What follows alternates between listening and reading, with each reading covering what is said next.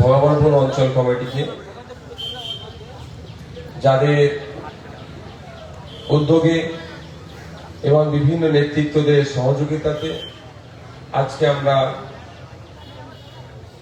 মহিউদ্দিন, হাসান, রেজাউল ভাইদের স্মরণে এই রক্তদান শিবির করতে এবং এই রক্তদান শিবির থেকে অর্জিত রক্ত অন্যের প্রাণ বাঁচাতে, অন্যের মুমূর্ষু রোগীর সহযোগিতায় আমরা এখান থেকে দিতে পারছি। ধন্যবাদ জানাই। আজকের প্রোগ্রামের মূল আকর্ষণ যারা মনে করি, যারা শ্রেষ্ঠ অতিথি, তারাই হচ্ছে রক্তদাতা, রক্তযোদ্ধা। যে রক্তদাতা, রক্তযোদ্ধারা না রক্ত দিলে রক্তদান শিবির সাফল্যের উচ্চ শিখরে পৌঁছাতে পারবে না, তাদেরকে ধন্যবাদ জানাই। ধন্যবাদ জানাই আজকের এই রক্তদান শিবিরে যারা এসেছেন, দূরে কাছে দাঁড়িয়ে আছেন, বসে আছেন, শ্রোতাবৃন্দদেরকেও ধন্যবাদ জানাই। ধন্যবাদ জানাই মিডিয়ার বন্ধুদের, বিভিন্ন স্ট্রিমে যারা কাজ করে, যাদের মাধ্যমে আমাদের রেজাউল, আমাদের মহিউদ্দিন, আমাদের হাসানকে যারা খুন করেছে, তাদের বিরুদ্ধে যেমন কথা বলছি, কিন্তু আমাদের মহিউদ্দিন, আমাদের হাসান, আমাদের রেজাউলকে আমরা ভুলে যাইনি। তাদের স্মৃতিতে আমরা যে রক্তদান শিবির করছি, এই বার্তা, এই রক্তদান শিবিরের খবর যারা রাজ্যের বিভিন্ন প্রান্তে ছড়িয়ে দিতে সহযোগিতা করছেন, সেই মিডিয়ার বন্ধুদের পরিষদে ধন্যবাদ জানাবো। প্রশাসনের বন্ধুদেরকে, যাদের সহযোগিতা নিয়ে আজকের এই প্রোগ্রাম সুষ্ঠুভাবে আমরা করতে পারছি। আমি একটা প্রতিজ্ঞাবদ্ধ হয়েছি আপনাদেরকে সাথে নিয়ে, আপনারা আমার ডাকে সাড়া দিচ্ছেন। কি প্রতিজ্ঞা? যে রক্তপাত নয়, রক্তদানই হোক ভাঙড়ের পরিচয়। ভাঙড় মানে খুনোখুনি, হানাহানি নয়, ভাঙড় মানে মারামারি নয়, ভাঙড় মানে হিংসা নয়, ভাঙড় মানে অশান্তি নয়, ভাঙড় মানে বোমগুলি পিস্তল নয়, ভাঙড় মানে হচ্ছে রক্তদাতার গঞ্জ, রক্তদাতার গ্যারেজ, রক্তদাতার কারখানা, রক্তদাতার জায়গা। এই পরিচয়টা আমরা গড়ে তুলতে চাইছি। আপনারা জানেন, পশ্চিমবাংলার মানুষের কাছে যেটা কোনদিনের জন্য ভাবেনি, স্বপ্নেও তারা কোনদিন দেখেনি যে রক্তদান উৎসব হতে পারে, রক্তদান মহোৎসব হতে পারে। কোনদিনের জন্য বাংলার মানুষের এই কনসেপ্ট ছিল না। কিন্তু ভাঙড়ের মানুষ আজকে রাজ্যের মানুষের কাছে বার্তা দিয়েছে, হ্যাঁ এটা পশ্চিম বাংলা, হ্যাঁ এটাই ভাঙড়, এটাই প্রকৃত ভাঙড়, এটাই আসল ভাঙড়, এটাই ভাঙড়ের সরল সাদাসিধে মানুষের ভাঙড়। যে একটা ক্যাম্প থেকে একদিনে 2720 জন রক্ত দিয়ে পশ্চিম বাংলার ইতিহাসে তারা জায়গা করে নিয়েছে। এটা আপনারাই করেছেন। এই দিনটা যখনই হয়েছে, রাজ্যবাসীর মাথায় টনক গিয়েছে। আর ভাঙড়কে দিয়ে নিয়ে যারা কুলসিত রাজনীতি করার চেষ্টা করে, ভাঙড়ের নামকে খারাপ করে যারা রাজনীতি করার চেষ্টা করে, তারা ব্যথিত হয়েছে। কিন্তু ভাঙড়ের মানুষ, রাজ্যের সচেতন মানুষ কিন্তু এটাকে গ্রহণ করেছে। আপনারা জানেন, যেদিনকে 2720 জন ভাঙড় সোনপুর বাজার থেকে রক্তদান শিবির থেকে রক্ত দিয়েছিল, সেই দিন কিন্তু সারা রাজ্যের মানুষ ভাঙড় ভাঙড় ভাঙড় ভাঙড়, আসল ভাঙড়ের কিন্তু চর্চা করেছিল, এখনো তারা করছে। এটা ডিফারেন্স। কিন্তু একটা শ্রেণীর মানুষের কি হয়েছিল, অনেক জ্বালা ধরেছিল, অনেক মিথ্যাচার করেছিল, অনেক কটু কথা বলেছিল। এভাবে বলা হয়েছে যে আমরা নাকি রক্ত বিক্রি করে দিচ্ছি।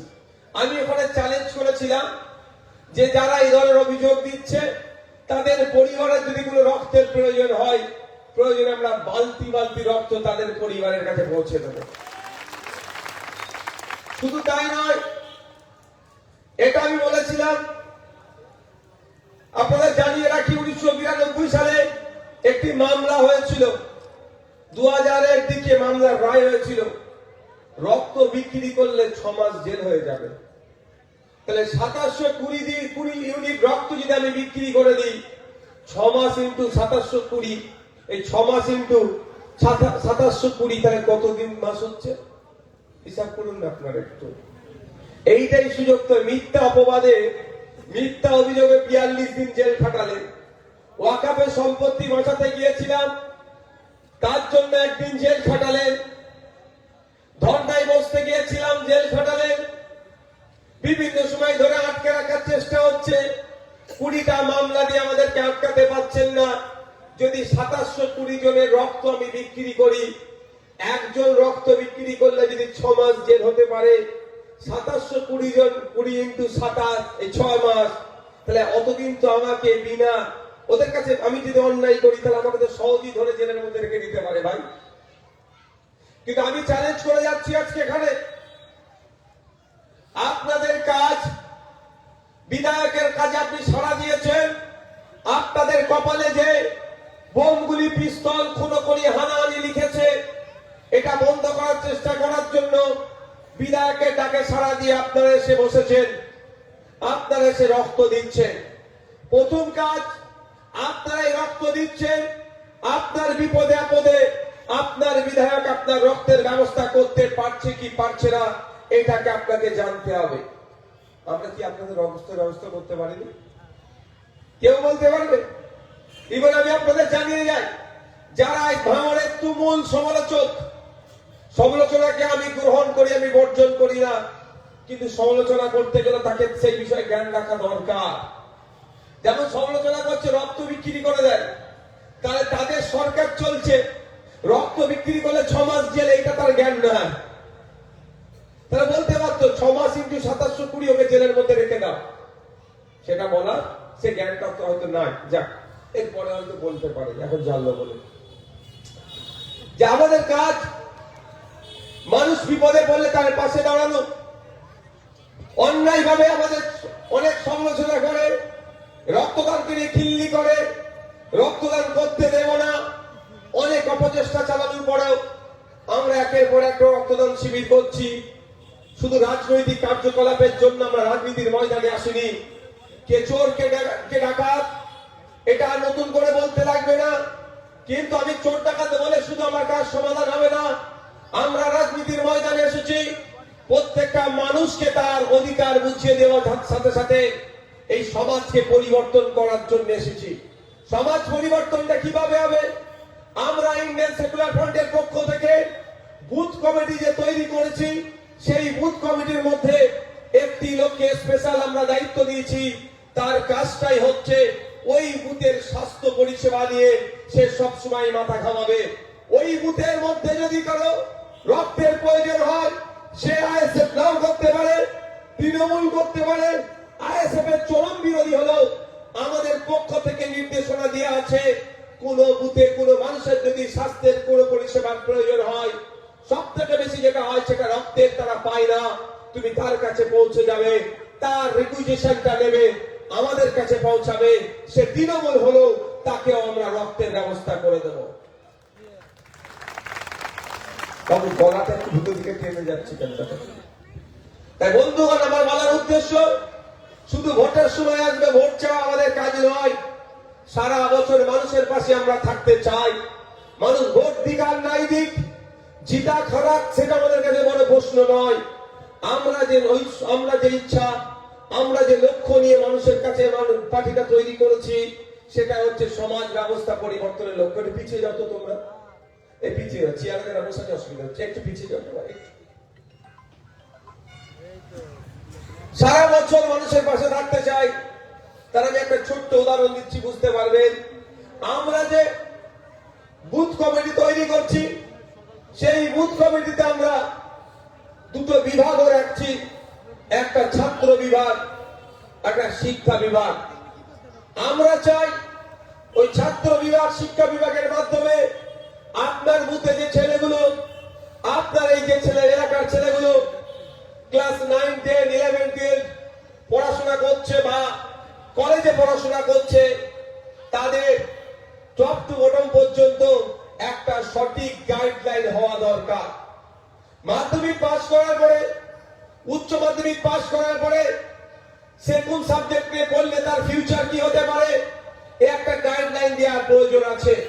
সেইটাকে মাথায় রেখে আমরা প্রতি বুথে বুথে আমরা ছাত্র বিভাগ, স্বাস্থ্য বিভাগ, শিক্ষা বিভাগ তৈরি করছি এই জন্যই যে আপনার বুথে আপনার এলাকার কটি ছেলে 9, 10, 11, 12 বা কলেজে পড়াশোনা করছে তার তথ্যটা নিয়ে তাদেরকে যথা সময়ে যে আপনি এবারে মাধ্যমিক দিচ্ছেন, 11-এ উঠবেন, কি বিভাগ নেবেন, কোন ডিপার্টমেন্টে পড়াশোনা করলে আপনার ফিউচার আছে।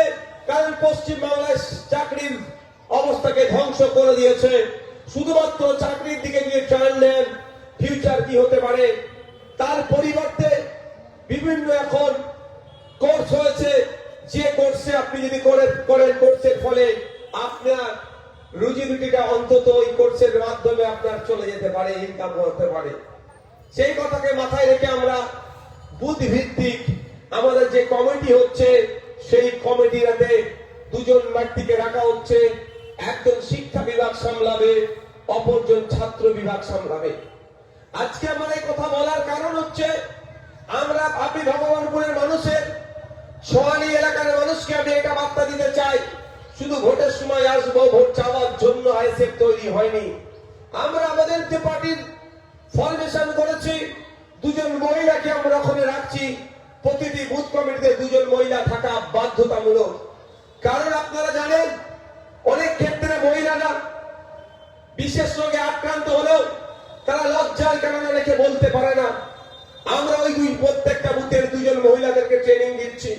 আমরা চেষ্টা করছি ওই মহিলাদের মাধ্যমে স্ত্রী রোগ বিশেষজ্ঞদেরকে নিয়ে আসবো, নিয়ে আসার ফলে ওই মহিলাদের সাথে তারা কথা বলবে, আলোচনা করবে এবং যদি কোনো রোগে আক্রান্ত হয় সহজেই তাহলে সেটাকে যাতে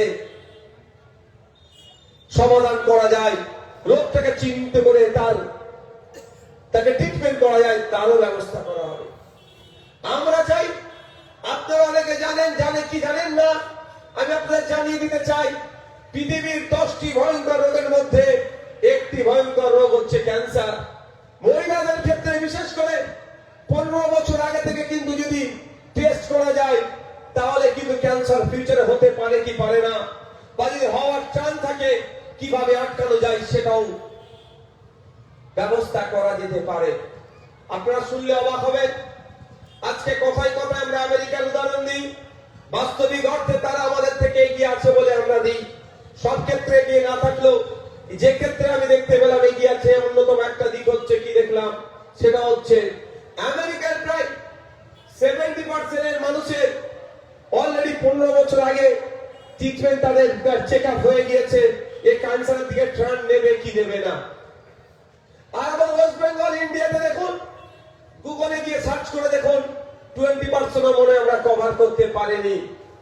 এই যে গ্যাপ, একটা মহিলার 15 বছর আগে জানা যেতে পারে, পুরুষের হবে তবে মহিলাদের ক্ষেত্রে বেশি, ক্যান্সার হওয়ার ঝুঁকি আছে কি না নয়। যদি ক্যান্সার হওয়ার ঝুঁকি থাকে তাহলে ওই জায়গায় ওটাকে স্টপ করে দেওয়াও যাবে, মেডিসিন আছে। তাহলে এটা আমরা এখানে করতে পারছি না, হচ্ছে না। এইদিকে পশ্চিমবাংলার কথা যদি বলি, স্বাস্থ্য বিভাগে 25,000 কোটি টাকা 1 বছরের জন্য বরাদ্দ। আর আমার এলাকার ছোয়ানির মহিলাগুলোর, ভগবানপুরের মহিলাগুলোর, ভাঙড়ের মহিলাগুলোর, রাজ্যের মহিলাগুলোর, যে রাজ্যের স্বাস্থ্যমন্ত্রী মহিলা, সেই রাজ্যের মহিলাদের কেন আগে ট্রিটমেন্ট করা হচ্ছে না, আগে কেন টেস্ট করা হচ্ছে না, এটা নিয়ে আমরা কাজ করছি। তাই আমরা আমাদের পার্টির মধ্যে যে বুথ কমিটি তৈরি করেছি, ওই জন্য বিশেষ করে দুজন মহিলাকে রাখা হচ্ছে, দুজনকে রাখতেই হবে এই নির্দেশনা দিচ্ছি। মহিলাদের ক্ষেত্রে অনেক সময় দেখে গিয়েছে পুরুষদের কাছে সব কথা তারা শেয়ার করতে পারে না। সেই জায়গায় আমরা আমাদের পার্টি যারা নেতৃত্বরা আছে মহিলাদেরকে কাছে পাঠানো হচ্ছে, ভোটের জন্য নয়, তার সে যাতে সুস্থ থাকে, তার ভবিষ্যৎ যাতে ভালো সুরক্ষিত থাকে, সেই মর্মে তার সাথে চর্চা করার জন্য আজকের এই রক্তদান শিবির করতে গিয়ে নানান বাধার বিপত্তির সম্মুখীন হতে হয়েছে। সত্যি আমি অবাক লাগে। আমি এই জন্য একটা কথা প্রায় এখন ঘন ঘন বলছি, অন্ধকার জগতের প্রাণীর আলোকে তারা পছন্দ করে না। আচ্ছা, এই রক্তদান শিবির করলে কি লাভ আছে, কি লস আছে? এই রক্তদান শিবির করলে রাজ্যের মানুষের কাছে বার্তা যাচ্ছে, ভাঙড়ে রক্তদান শিবির হয়েছে, যেখানে চালতাবেরিয়ার 753 জন, ভোগালীতে 757 জন, আপনার নারায়ণপুরে 749 জন রক্ত দিচ্ছে। রক্তটা কি হবে? এই রক্ত দিয়ে অন্যের প্রাণ বাঁচতে পারে, অন্যের মানুষকে সুস্থ হতে পারে। সাথে সাথে যারা সমাজ সচেতন, স্বাস্থ্য সচেতন মানুষ, তারাও ভাঙড়কে একটা পজিটিভ নজরে দেখছে। যেই ভাঙড়কে নেগেটিভ নজরে দেখানো হয়, যেই ভাঙড় মানে হিংসা, যেই ভাঙড় মানে অশান্তি, যেই ভাঙড় মানে খুনোখুনি, সেই ভাঙড়কে আপনাদের মাধ্যমে একটা পজিটিভ দিক দেখানো হচ্ছে। ভাঙড় মানে হিংসা নয়, ভাঙড় মানে খুনোখুনি নয়, ভাঙড় মানে মারামারি নয়, ভাঙড় মানে রক্তদানের জায়গা, ভাঙড় রক্তপাতের জায়গা নয়, রক্তদানেরই পরিচয় ভাঙড়। এই জায়গাটাকে আমরা তুলে নিয়ে আসার চেষ্টা করছি। এখানে অনেকের অসুবিধা হচ্ছে। যা স্বামী বিবেকানন্দের কথা মনে পড়ে গেল। সারাদিন চলার পথে যদি না তুমি কোন বাধার সম্মুখীন হও, তাহলে জানবে তুমি ভুল পথে পরিচালিত হচ্ছ। যাক, আমাদের গেট ভেঙেছে, আমাদেরকে হুমকি দিয়েছে, মারধর করেছে, বাইক ভাঙচুর করেছে, এটা একটা জিনিস এস্টাবলিশ হলো সেই স্বামী মহান ব্যক্তি স্বামীজির বাণীতে, যে আমরা নিশ্চিতভাবে সঠিক পথে চলছি, ওই জন্যই আমাদেরকে বাধার সম্মুখীন হতে হচ্ছে। তবে প্রশাসন বন্ধুদেরকে ধন্যবাদ জানাবো, তারা দ্রুততার সাথে এই বিষয়টিকে তারা কন্ট্রোলে নিয়েছে। কারণ একটা কথা বলি, একটা কথা জানিয়ে দিতে চাই, কেউ যদি মনে করে সে একা খেলাড়ি, এটা কিন্তু তার ভাবা ভুল হবে। কারণ যদি মনে করেন আপনি 1 নম্বর খেলাড়ি, তাহলে আমাদেরও 2, 3, 4, 5, 6, 7, 8, 9, 10, 99 থেকে 100 নম্বর খেলাড়ি আমাদের তৈরি আছে। কিন্তু না, আমরা কাঁটা দিয়ে কাঁটা তোলার ওই তথ্যে বিশ্বাসী নয়, দুর্গন্ধ দিয়ে দুর্গন্ধ ঢাকতে হবে এই তথ্যে আমরা বিশ্বাসী নয়। ফলে আমরা বারবার প্রশাসন, আইন, বিচার ব্যবস্থার প্রতি সম্মান জানিয়ে আমরা তাতে দ্বারস্থ হচ্ছি। আর প্রশাসন যথেষ্ট এই ক্ষেত্রে গত ঘটনাতে সক্রিয় ছিল। আমরা আশা করব নিরপেক্ষ তদন্ত হোক। একটা অভিযোগ চালানো হচ্ছে, কে নাকি গুলি ছুড়েছে, এটা যে ওই নোটোরিয়াস ক্রিমিনালের দলের লোকেরা ছুড়েনি, কে বলতে পারবে? নিরপেক্ষ তদন্ত, যে বা যারা ছুড়েছে তাকে ধরে জেলের মধ্যে রাখা দেওয়া হোক। কিন্তু অন্যায় ভাবে যদি কোন এক আইএসএফ এর ছেলে সাধারণ মানুষকে যদি কেউ হ্যারাসমেন্ট করে, সেক্ষেত্রে কিন্তু আমি বিধায়ক হিসাবে আমি চুপ থাকতে পারবো না। গণতান্ত্রিক প্রক্রিয়া কিন্তু এবার আন্দোলন সংগঠিত করব আমি। তাই বন্ধুগণ, আপনাদের বলবো, আইন হাতে তুলে নেওয়ার প্রয়োজন নাই, ধৈর্য রাখতে হবে, গণতান্ত্রিক প্রক্রিয়ায় জবাব দেওয়া হবে।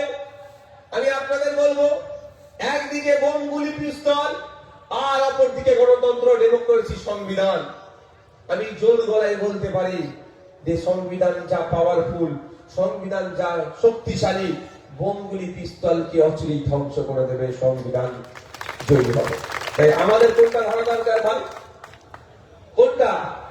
সংবিধানটাকে ধরে রাখতে হবে, বিচার ব্যবস্থার প্রতি শ্রদ্ধা রাখতে হবে। দেখ, আমি ওই বিষয়ে যাচ্ছি না, আবার ফিরে আসি। বন্ধুগণ, আমাদেরকে ঐক্যবদ্ধ হতে হবে, সামাজিক কাজে মানুষের পাশে থাকতে হবে। আপনারা দেখেছিলেন, এখনো চলছে এসআইআর পর্ব চলছে, এসআইআর নিয়ে মানুষ আতঙ্কিত। সেই সময় আপনাদের বিধায়ক আপনাদের পাশে থেকে দাঁড়িয়ে আপনাদেরকে আমরা যথেষ্ট চেষ্টা করেছি কিভাবে ফর্ম ফিল আপ করতে হবে না, বা ভয় খাটাবো। আপনারা অনেকে জমা করেছেন, আমি অনুরোধ করব আর 2-1 দিনের মধ্যে বাকিগুলো তো সব জমা করে দেয়। তবে আমি বিহারে ফোন করেছিলাম, সেই সময় ফোন করে বিহারে নির্বাচন চলছিল, ইলেকশন গণনা হয়েছে, অনেক মানুষের খুশিতে আছে, আবার অনেক মানুষ ব্যথিত আছে, ভোট চুরি হয়েছে, অনেক বিতর্ক আছে। সেই সাথে সাথে আমি ফোন করিনি, তার 2-4 দিন পরে ফোন করে আমি জানতে চেয়েছিলাম যে এসআইআর এর ইম্প্যাক্ট কি, বিশেষ করে খারাপ দিকগুলো কি কি। অনেক খারাপ দিক বলেছে, আবার কিছু ভালো দিকও বলেছে। আমি আজকে একটা জিনিস আপনাদের কাছে শেয়ার করব, সেই দিকটা হচ্ছে যেটা আমাকে সব থেকে ভয়ঙ্কর লেগেছে, ভয়ঙ্করগুলির মধ্যে একটা ভয়ঙ্কর লেগেছে, সেটা হচ্ছে 3 লক্ষ ভোটার তাদের ফর্মই জমা করেনি। তাই আপনাদের বলবো, কারো কথা শুনে দুটো কাজ একদম করবেন না। প্রথম কথা, এতে এই হয়ে যাবে সেই হয়ে যাবে, ফর্ম জমা করিস না, এই কাজটা একদম করবেন না। কারণ আপনাদের জানিয়ে রাখি, এখন সামনে যেটা এসেছে সেটাকে আপনাকে আমাকে পার করতে হবে। ভবিষ্যতে কি আসছে সেটাতে লড়াই দিতে হবে, লড়াই করে বসতে হবে। আপনাকে 1 ইঞ্চি জায়গাও কেউ ছাড়বে না, তো আপনার জায়গা আপনাকে লড়াই করে তুলে করে দিতে হবে গণতান্ত্রিক প্রক্রিয়াতে। কিন্তু এখন যে ফরম্যাট এসেছে, যে গণনা ফর্ম জমা করার কথা বলা হয়েছে, আপনি কারো পাকামো কথা শুনে যেন বিশ্বাস করে ফেলবেন না, যেন আমি জমা দেবো না, এ দিলেই হবে সেই দিলেই হবে। তাহলে বিহারের মতো 3 লক্ষ ভোটার তাদের গণনা ফর্ম জমা করেনি। আমি অনুরোধ করবো, এই ভুল কাজ করবেন না। 2002 সালে ভোটার লিস্টে নাম নয়, আত্মীয় নামের কথা বলা হয়েছে, ফাদার, মাদার, গ্র্যান্ডফাদার, গ্র্যান্ডমাদার, সেই জায়গায় নির্দিষ্ট ফর্ম ফিল আপ করে জমা দেবে। এখন দেখা গেল আমার বাড়িতে ফর্ম এসেছে, আমার 2002 এর ভোটার লিস্টে নাম নাই, বাপের নাই, মায়ের নাই, দাদুর নাই, দাদির নাই, আমি ফর্ম জমা করব না। এই কাজ করবেন না। আপনাদের আমি ভিডিও আমার ছাড়া আছে অলরেডি, আপনাদের অঞ্চলে এসে একাধিক প্রোগ্রাম করে বলেছি, ভাঙড় বিধানসভায় একাধিক প্রোগ্রাম করে খাতায় কলমে দেখিয়ে দিয়েছি কিভাবে ফিল আপ করতে হবে ফর্ম। যাদের 2002 সালে ভোটার লিস্টে নাম নাই বা আত্মীয়র নাম নাই, তারা কি করবে সেই ফরম্যাটটা আপনাদের আমি দেখিয়ে দিয়েছি। তারা জমা করবে, নির্দিষ্ট ফর্মটা ফিল আপ করে জমা করবে। একটাও ফর্ম না বাদ যায় জমা করতে, তা মাথায় রাখবে। আর দ্বিতীয় যে কাজটা, এটা তো মনোযোগ সহকারে করবেন। আর একটা যে কাজ করবেন না, সেই কাজটা হচ্ছে কি, আপনার আত্মীয় কেউ মারা গিয়েছে, কারো কথা শুনে 1000 টাকা 500 টাকা দিলে বলে এটা রাখ, তুই ফর্ম ফিল আপ করে জমা করে দে, এই ফাঁদে যেন কেউ পড়বেন না।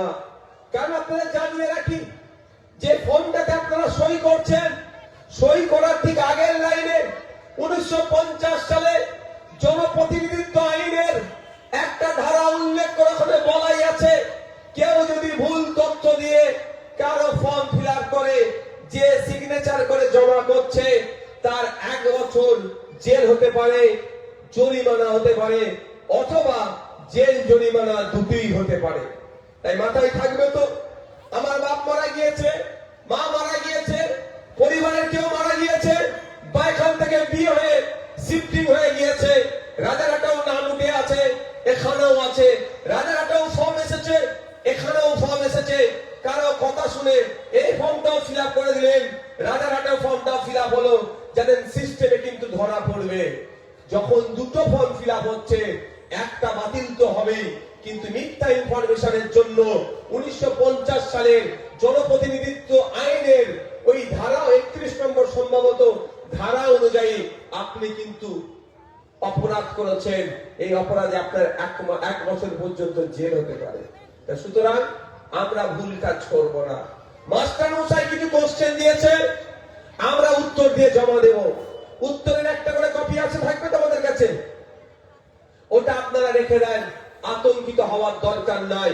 মাস্টার মশাই যদি আপনার সঠিক উত্তরটাকে কেটে দেয়, কেটে দিয়ে বলে আপনি শূন্য পেয়েছেন, সব ভুল উত্তর দিয়েছেন, ভয় পাওয়ার দরকার নাই। আপনাদের বিধায়ক আপনাদের পাশে আছে, আপনার কাছে যে একটা কপি আছে উত্তর পত্রের, তার জেরক্সটা আমার কাছে পৌঁছে দেন, আমার নেতৃত্বদের মাধ্যমে আপনাকে চিন্তা করতে হবে না।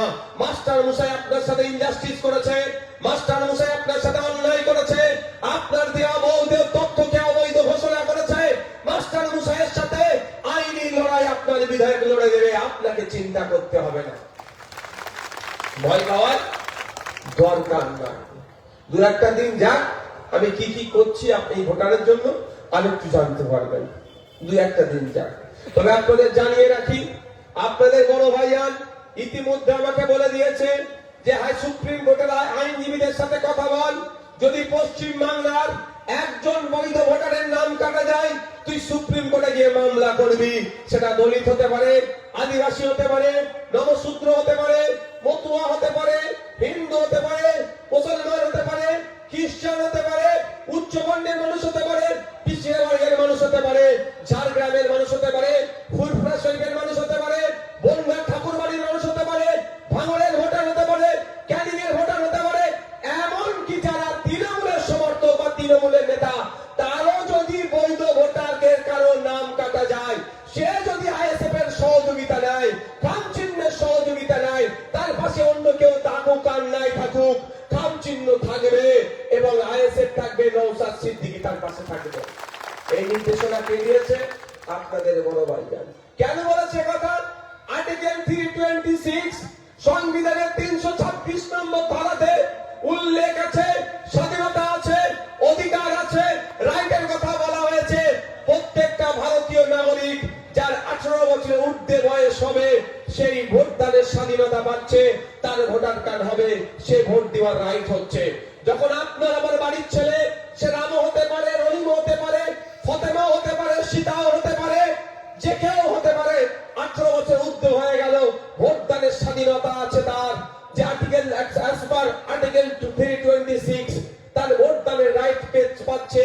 যদি ইলেকশন কমিশন অফ ইন্ডিয়া তার ভোটদানের স্বাধীনতা কেড়ে নিতে চায়, তাহলে ইলেকশন কমিশন অফ ইন্ডিয়াকে জবাব দেওয়ার জন্য এবং 326 কে আর্টিকেলকে ভায়োলেট করার জন্য ইলেকশন কমিশনের বিরুদ্ধে কেউ থাকুক আর নাই থাকুক, নওশাদ সিদ্দিকী থাকবে, খাম চিহ্ন থাকবে, মাঠে ময়দানে যেমন লড়াই হবে, সুপ্রিম কোর্টে ইলেকশন কমিশন অফ ইন্ডিয়ার কাছ থেকে জবাব নেওয়া হবে। ভয় পাওয়ার কোন জায়গা আছে? আপনাদের বিধায়ক আছেন তো নাকি? আচ্ছা, আপনাদের বিধায়ককে ভরসা করেন যারা? হাত তুলে দেখান তো। মায়েরা ভরসা করেন তো যে আপনার বিধায়ক আপনাদেরকে মাঝপথে ছেড়ে চলে যাবে না? এই ভরসা আছে তো? তাহলে এইটা আপনারা আপনার চিন্তা আপনাদের করতে হবে না। আপনারা ফর্ম ফিল আপ করে জমা করে দিয়েছেন, আর কিছু বাকি আছে, আমি বলবো আজকালের মধ্যে জমা করে দেন, আজকালের মধ্যে জমা করে দেন। তবে জমা যখন করবেন, আপনি বিএলও সাহেবের সিগনেচার, স্ট্যাম্প, তারিখটা দেখে নেবেন আপনার কাছে যে কপিটা থাকবে। এরপর আপনি কি করবেন? ওই কপিটাকে নিয়ে রেখে দিন, একটা ছবি তুলে রাখুন, পারলে একটা জেরক্স করে রাখুন। 7 তারিখে 7ই ডিসেম্বর তো খসড়া লিস্ট পাবলিশড হবে, সবার নাম আসবে স্বাভাবিকভাবে। আমি ধরছি আপনার নাম আসলো না, তো কি করবেন? ঘাস মারা খেয়ে দেবেন? এটা করছে ভুলভাল কাজ, গলায় দড়িতে টাঙিয়ে দেবেন নাকি? একদম অন্যায় কাজ, চরম অন্যায় কাজ। এ কাজ করবেন না, অনুরোধ করছি। আপনাদের বিধায়ক আছে তো নাকি? বিধায়ককে তো ভরসা করেন যে এক বিধায়ক বাকি 293টাকে হিলিয়ে দিচ্ছে। তাহলে আমার ভাঙড়ের একটা ভোটারের যদি নাম কাটা যায়, একটা ভোটারের যদি নাম কাটা যায়, তাহলে আমি কি করবো? বুঝতে পেরেছেন? ছেড়ে কথা বলবো না, 2-1 দিন পরে বুঝতে পারবেন আমি কি করছি। এখন আমি বলছি না বিষয়টা, যাক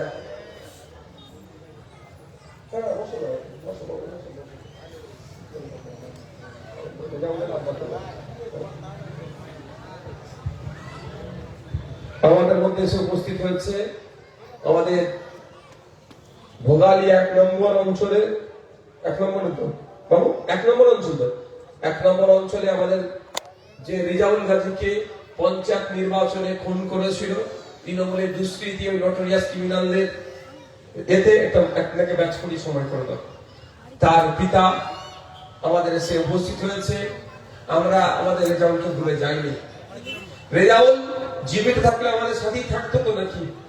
সে আজকে আমাদের কাছে নাই। তৃণমূলের দুষ্কৃতীদের ছোড়া গুলিতে আব্বাস ভাই বরণ করে দিচ্ছে।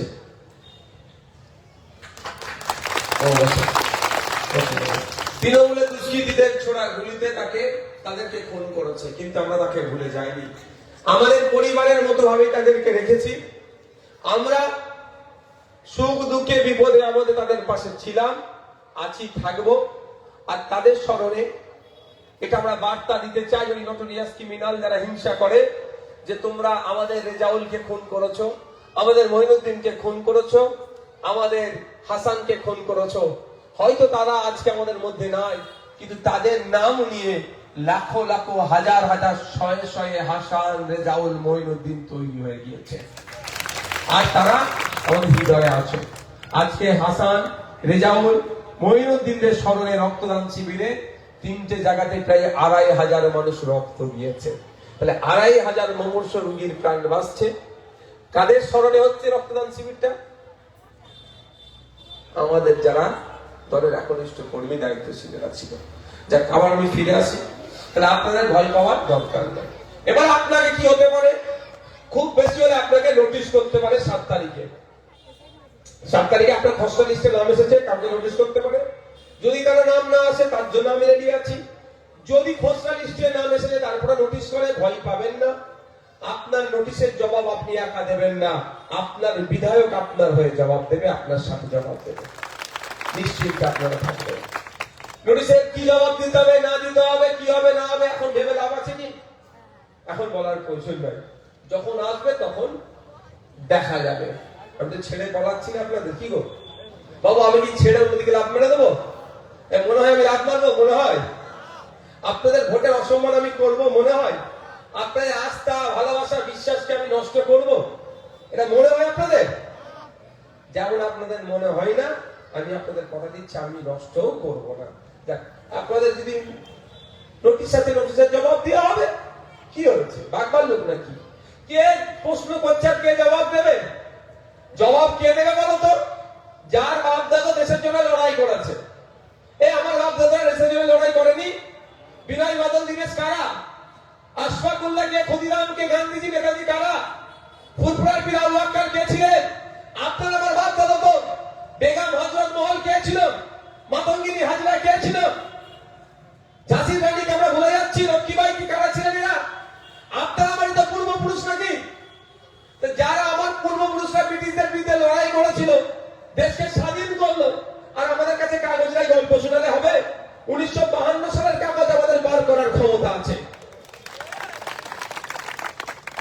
স্বাধীন ভারতের প্রথম ভোট 1952 সালে হয়েছিল, সেই সময়ের কাগজ আমরা বার করবো।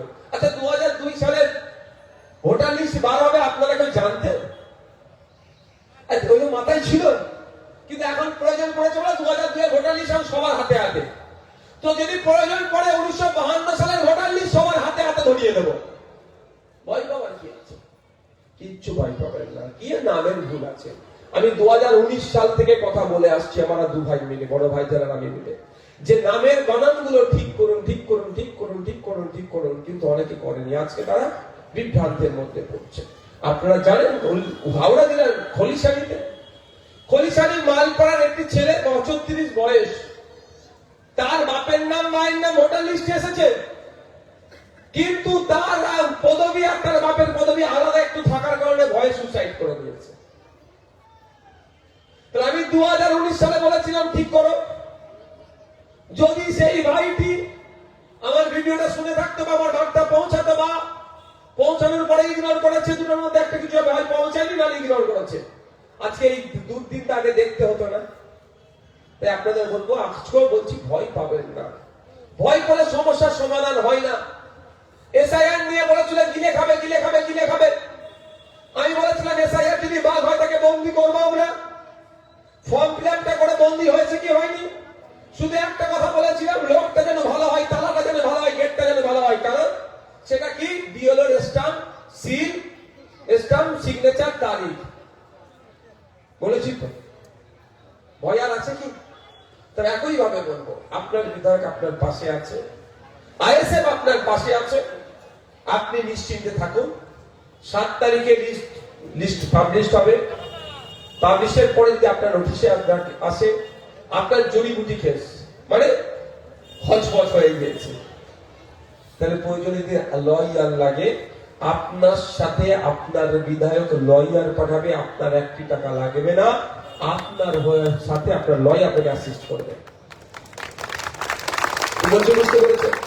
বাংলায় যদি একটা মানুষ কেন 100টা মানুষের জন্য আইনি সহায়তার প্রয়োজন হয়, আইনজীবীর প্রয়োজন হয়, বাংলার ভোটারদেরকে আমি আশ্বস্ত করে যাচ্ছি, ভোট দেবেন আর নাই দেবেন এটা আপনাদের একান্ত ব্যাপার। 2021 সালে ভোট দিয়েছিলেন না জানলে আমার জিজ্ঞাসা করার প্রয়োজন নাই। আর 2026 সালে খামচিহ্নকে দেবেন কি দেবেন না সেটাও আমি বলবো না। ইচ্ছা হলে দেবেন, না হলে দেবেন না, জোর করবো না। তবে আমি আপনাদের বলে যাই, বাংলার একজন কেন, যদি 100 জন মানুষের জন্য আইনি সহায়তার দরকার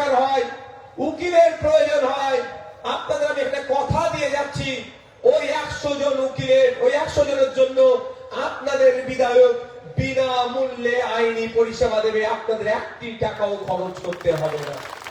ভয় পাবার কি আছে? ভয় পাচ্ছেন কেন? আপনাকে ভয় দেখানো হচ্ছে। আপনার প্রশ্ন করা দরকার এখন কি বলুন তো, যে হাই স্কুলের টিচার নাই কেন? আপনার প্রশ্ন করা দরকার প্রাইমারি স্কুলটা কি শুধু এখন রন্ধনশালাই থাকবে? প্রাইমারি স্কুলের টিচার নাই কেন? আপনার প্রশ্ন করা দরকার সাদুলিয়া মাদ্রাসায় আরো অত্যাধুনিক মানের শিক্ষা পরিষেবা শিক্ষা প্রতিষ্ঠান গড়া হলো না কেন? আরো অত্যাধুনিক মানের গড়তে হবে। আপনার প্রশ্ন করা দরকার ছিল এখন কি, আমি কৃষক, মাস গেলে ইনকাম আমার কম হচ্ছে কেন?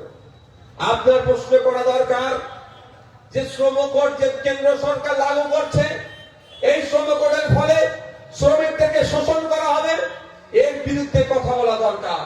তার পরিবর্তে আপনাকে আমাকে কি বলতে হচ্ছে, সম্পত্তির জায়গাটা ঠিক কার নাম লিখবো বলো তো? এই হচ্ছে না, সাবজেক্ট ছেড়ে আপনাকে অবজেক্টের দিকে ঠেলে দিচ্ছে। আমি আপনাদের অনুরোধ করব, এই এসআইআর নিয়ে এক্সট্রা হেডেক নেওয়ার প্রয়োজন নাই। হেডেক নেবে আপনার বিধায়ক আছে তো, যে যা কাজের সাথে ব্যস্ত থাকে আপনারা সেই কাজ করুন, এসআইআর নিয়ে এক্সট্রা হেডেক নেবেন না। আমি রক্তদানে আবার ফিরে আসি। কত রক্ত দিল তো? আমি রক্তদানে আবার ফিরে আসি। আমি আজকে প্রথমেই ঢুকেছিলাম, কথা বলছিলাম, অনেকে সেকেন্ড টাইম অফ ব্লাড দিচ্ছে, অনেকে ফার্স্ট টাইম দিচ্ছে, তবে মহিলাদের কিন্তু 90% এই প্রথম রক্ত তারা দিচ্ছে। এটা গর্বের বিষয় যে আজকে ভাঙড়ের মহিলারা এগিয়ে আসছে। আজকে গর্বের বিষয় যে ভাঙড়কে কালিমালিপ্ত করা হয়, যে ভাঙড়কে সবসময় নেগেটিভ হিসাবে দেখানো হয়, সেই ভাঙড় আজকে পজিটিভ হচ্ছে। ভাঙড়ের পুরুষরা নয়, ভাঙড়ের পুরুষদের সাথে সাথে হেভি অংশের মহিলারা এসে তারা রক্ত দিয়ে অন্যের প্রাণ বাঁচানোর সহযোগিতা করছে, অন্যকে সুস্থ করে তোলার চেষ্টা করছে। এটাই ভাঙড়ের পরিচয় হবে, রক্তপাত নয়, রক্তদানই হবে ভাঙড়ের পরিচয়। এই জন্য যারা আজকের এই রক্তদান শিবিরে রক্ত দিচ্ছে, রক্তযোদ্ধা, তাদেরকে আবার হার্দিক অভিনন্দন জানিয়ে আমি গুটি কয়েক কথা আপনাদেরকে রক্তদানের উপরে বলবো। কটা বাজে? আচ্ছা, আমি আর বেশিক্ষণ বক্তব্য দেবো না, গুটি কয়েক কথা বলবো। এখন অনেকে ভাবছেন রক্ত দেবো কি রক্ত দেবো না, রক্ত দিলে এই হবে সেই হবে। দেখুন, রক্ত দিলে প্রাণ বাঁচবে, প্রাণ বাঁচতে পারে। রক্ত দিলে মুমূর্ষ রোগীর সহযোগিতা হবে। রক্ত দিলে সম্প্রীতির বার্তা যায়, ঐক্যের বার্তা যায়, ভালোবাসার সৌহার্দ্যের পরিবেশ তৈরি হয়। এটা সবাই আমরা জানি, কিন্তু অনেকে আমরা জানি না। সেটা হচ্ছে অনেকে জানি, আমি রিমাইন্ড করতে চাই যে মেডিকেল সায়েন্স বলছে কোন পুরুষ নিয়মিত রক্ত দিলে তার মারাত্মক ব্যাধি থেকে, মারাত্মক রোগ থেকে সে মুক্তি পেতে পারে। পুরুষের ক্ষেত্রে 90 দিন, মহিলাদের ক্ষেত্রে 120 দিন। যদি নিয়মিত কেউ রক্ত দেয়, ওই বাচ্চাটাকে বসাতে পারছো না তোমার? কি করছো তোমরা? মেডিকেল সায়েন্স বলছে 120 দিন ছাড়া মহিলা আর পুরুষের ক্ষেত্রে 90 দিন ছাড়া যদি নিয়মিত রক্ত দেয়, তার ভয়ঙ্কর ভয়ঙ্কর ব্যাধি থেকেও সে রোগ মুক্তি থাকতে পারে। কেমন ভয়ঙ্কর ব্যাধি? আমরা ক্যান্সার এখন প্রায় এখন পাড়াতে ঢুকে গিয়েছে না? মেডিকেল সায়েন্স বলছে প্রতি 90 দিন ছাড়া যদি কোনো পুরুষ রক্ত দেয়, তার ক্যান্সারের ঝুঁকি কমে যাবে। তাহলে একদিকে রক্ত দিলে যেমন অন্যের প্রাণ বাঁচবে, আবার রক্ত দিলে আপনারও স্বাস্থ্য ভালো থাকবে। মেডিকেল সায়েন্স বলছে কেউ যদি 90 দিন ছাড়া কোনো পুরুষ নিয়মিত রক্ত দেয়, স্ট্রোকের সম্ভাবনা কমে যাবে। তাহলে রক্ত দিলে একদিকে অন্যের প্রাণ বাঁচতে পারে, রক্ত দিলে আপনার স্বাস্থ্য ভালো থাকবে। পৃথিবীর 10টা ভয়ঙ্কর রোগের মধ্যে একটা রোগ যেমন ক্যান্সার, আর একটা অপর রোগ হচ্ছে কিন্তু স্ট্রোক। এখন স্ট্রোকের কিন্তু আর বয়সের কোনো লিমিটেশন নাই। একটা সময় ছিল যারা বার্ধক্যে উপনীত হয়েছে তারা স্ট্রোক রোগে আক্রান্ত হতো। এখন দেখুন ইয়াং ছেলেরা স্ট্রোক হয়ে যাচ্ছে। যারা স্ট্রোকে আক্রান্ত হচ্ছে, আক্রান্ত হয়ে গিয়ে মারা যাচ্ছে, যারা বেঁচে থাকে, বেঁচে থাকার 80% কিন্তু, যারা বেঁচে আছে তার 80% কিন্তু আপনার আর স্বাভাবিক জীবনযাপন করতে পারছে না, তার শারীরিকভাবে আর সক্ষম থাকছে না। তাহলে এই রোগ থেকে যদি আপনি আমি মুক্তি পেতে চাই, তাহলে আমি বলবো আসুন এগিয়ে আসি, নিয়মিত রক্তদান করি। পুরুষের ক্ষেত্রে 90 দিন আর মহিলাদের ক্ষেত্রে 120 দিন ছাড়া ছাড়া আপনারা রক্ত দেবেন। তবে আমি আপনাদের বলবো এই রক্তদানের ব্যানার থেকে রক্তদান করবেন না। 90 দিন পার হয়ে গিয়েছে, সামনে আইএসএফ এর ক্যাম্প হচ্ছে কি হচ্ছে না দেখার দরকার নাই। সামনে যে ক্যাম্প থাকবে আপনারা গিয়ে রক্ত দিয়ে দিন। কারণ আপনার যদি রক্তের প্রয়োজন হয়, আপনি আইএসএফ একনিষ্ঠ হলো ব্লাড ব্যাংকে গিয়ে বলেননি যে আইএসএফ ছাড়া আমি কারো রক্ত দেব না। আপনি তৃণমূল করেন, আইএসএফ এর রক্তদান শিবিরতে করতে দেবেন না, গেটকে ভাঙচুর করছেন। আপনার পরিবারের যদি রক্তের প্রয়োজন হয়, ব্লাড ব্যাংকে গিয়ে এটা একবারও বলবেন না যে আমি হার্ডকোর তৃণমূল, আইএসএফ এর রক্ত আমার লাগবে না, আমাকে তৃণমূলের রক্ত দাও। সে কথা কিন্তু কেউ বলে না। শুধু গিয়ে তখন কি বলি আমরা, যে আমাকে অমুক গ্রুপের রক্ত দাও, তাই তো? তাহলে আমরা রক্ত যখন প্রয়োজন হয়, রক্তের তখন আমরা ধর্ম, বর্ণ, জাত, রাজনৈতিক পরিচয় দেখি না। তাহলে আমরা রক্তদান শিবির যখন করছি, তখন রক্তদান শিবিরের জাত, ধর্ম, রাজনৈতিক পরিচয় দেখার প্রয়োজন নাই। 90 দিন হয়ে গিয়েছে, সামনে যে ব্লাড ডোনেশন ক্যাম্প দেখতে পাচ্ছেন, গিয়ে রক্ত দিয়ে দিন। মায়েরা বলবে 120 দিন হয়ে গিয়েছে, গিয়ে রক্ত দিয়ে দিন। অনেক ক্ষেত্রে দেখা যায় নবী দিবস কমিটি, দুর্গা উৎসব কমিটি, মন্দির কমিটি, মসজিদ কমিটি, রাজনৈতিক দল, সামাজিক সংগঠন রক্তদান শিবির করছে। আরো বেশি বেশি করে করা দরকার আমি মনে করি। এটা সরকারের কাজ ছিল, মানুষের রক্তের চাহিদা পূরণ করার, সরকার করতে ব্যর্থ হয়েছে। ফলে আমাদেরকে দায়িত্ব তুলে নিতে হচ্ছে।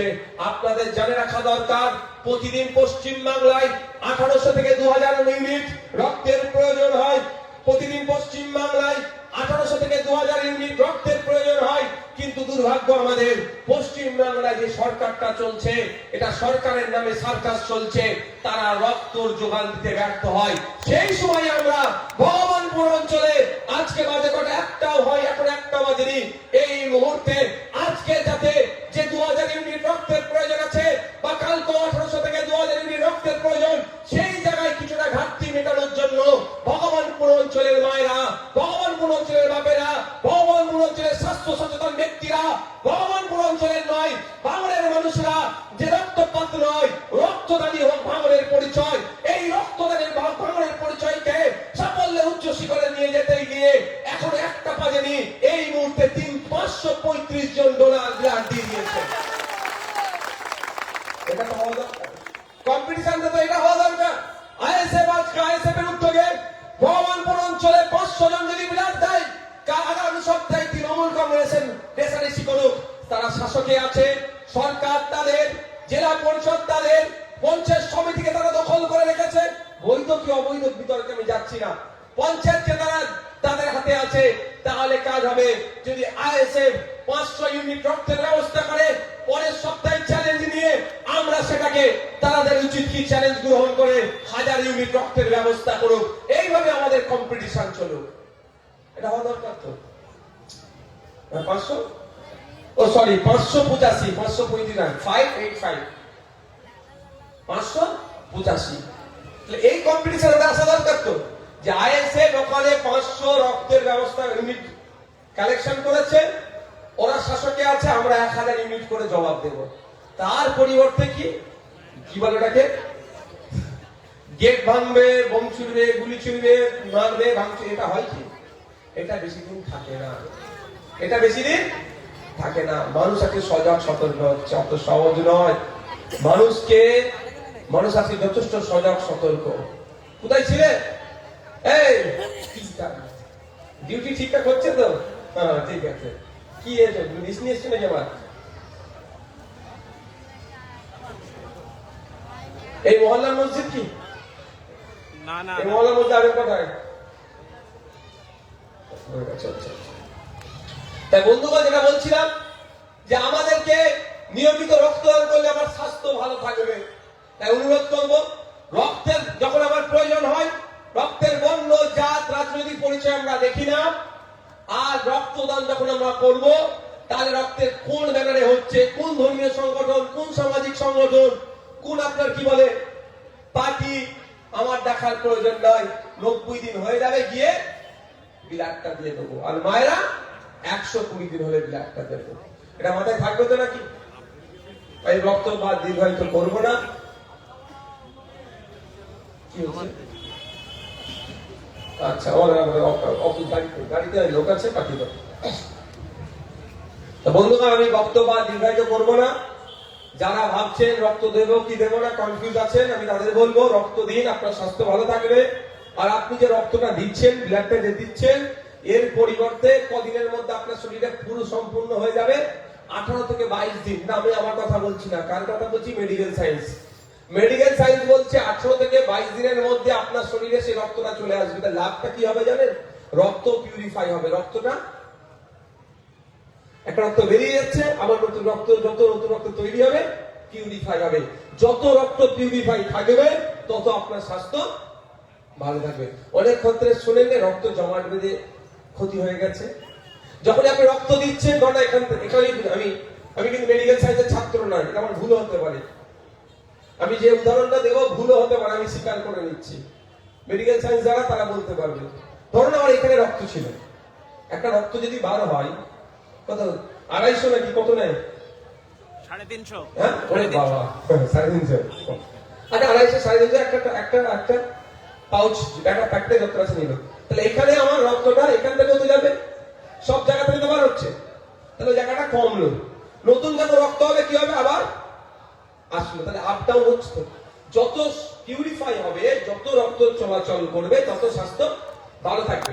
আর রক্ত জমাট বাঁধলেই রোগ হয়।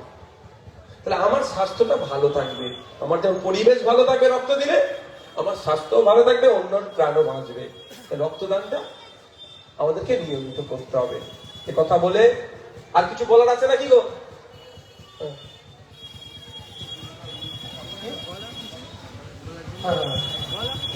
কথা বলবো। বন্ধুগণ, আপনাদের বলবো এখন রক্তদান শিবির চলছে, হয়তো প্রোগ্রাম আমাদের স্টেজের প্রোগ্রাম, আমার বক্তব্য হয়তো শেষ হয়ে যাবে, শেষ করে দেবো আমি এখনই, কিন্তু আমাদের রক্তদানটা কন্টিনিউ হবে। আপনারা যারা মনস্থির করেছেন আপনারা দিতে পারেন। আর আপনাদের ভিতর যারা আছেন ওখান থেকে, যারা দর্শকে আছে এসেছেন, বলেন তাহলে আমি 2-5 মিনিট আপনারা বলুন কি বলছে, আর বক্তব্য দিলে আপনারা শুনবেন। আপনারা বলুন কি বিষয় আপনারা শুনতে চাইছেন, বলুন। হ্যাঁ, আপনার জীবনী বলুন, আপনার শিক্ষা জীবন সম্পর্কে। আচ্ছা, দুটো কথা এসছে। আপনাদের ভূমিপুত্র আমাদের সাদ্দাম হোসেন ভাই সাংবাদিক, তবে সাদ্দাম হোসেন ভাই দেখছিলাম নিজের উদ্যোগে একটা সুন্দর 26, 27, 28 সোনপুর বাজারে করেছে। সোনপুর বাজারে একটি আপনার সাংস্কৃতিক মেলবন্ধন করছে। তো অনেক কেউ আসতে বলেছে, আমাকে আসতে বলেছে, চেষ্টা অবশ্যই করব। একজন আমি তবে বিধায়ক হিসাবে নয়, একজন সমাজ সচেতন মানুষ হিসাবে আসার চেষ্টা করব। আপনাদের বলবো যে সাংস্কৃতিক মেলবন্ধন করছে, আপনারা সেখানে হাজির হবেন। আগে এই যে বলছে চোর চাপটার কথা বলছে, তো চোর চাপটাকে কারা পুষছে ওটা মাথায় রাখতে হবে। তাহলে একটু আসাতে একটু ব্যাকে আসি। সরকারটা কে? সরকারকে কারা তৈরি করেছে? সরকারকে আপনি তৈরি করেছেন।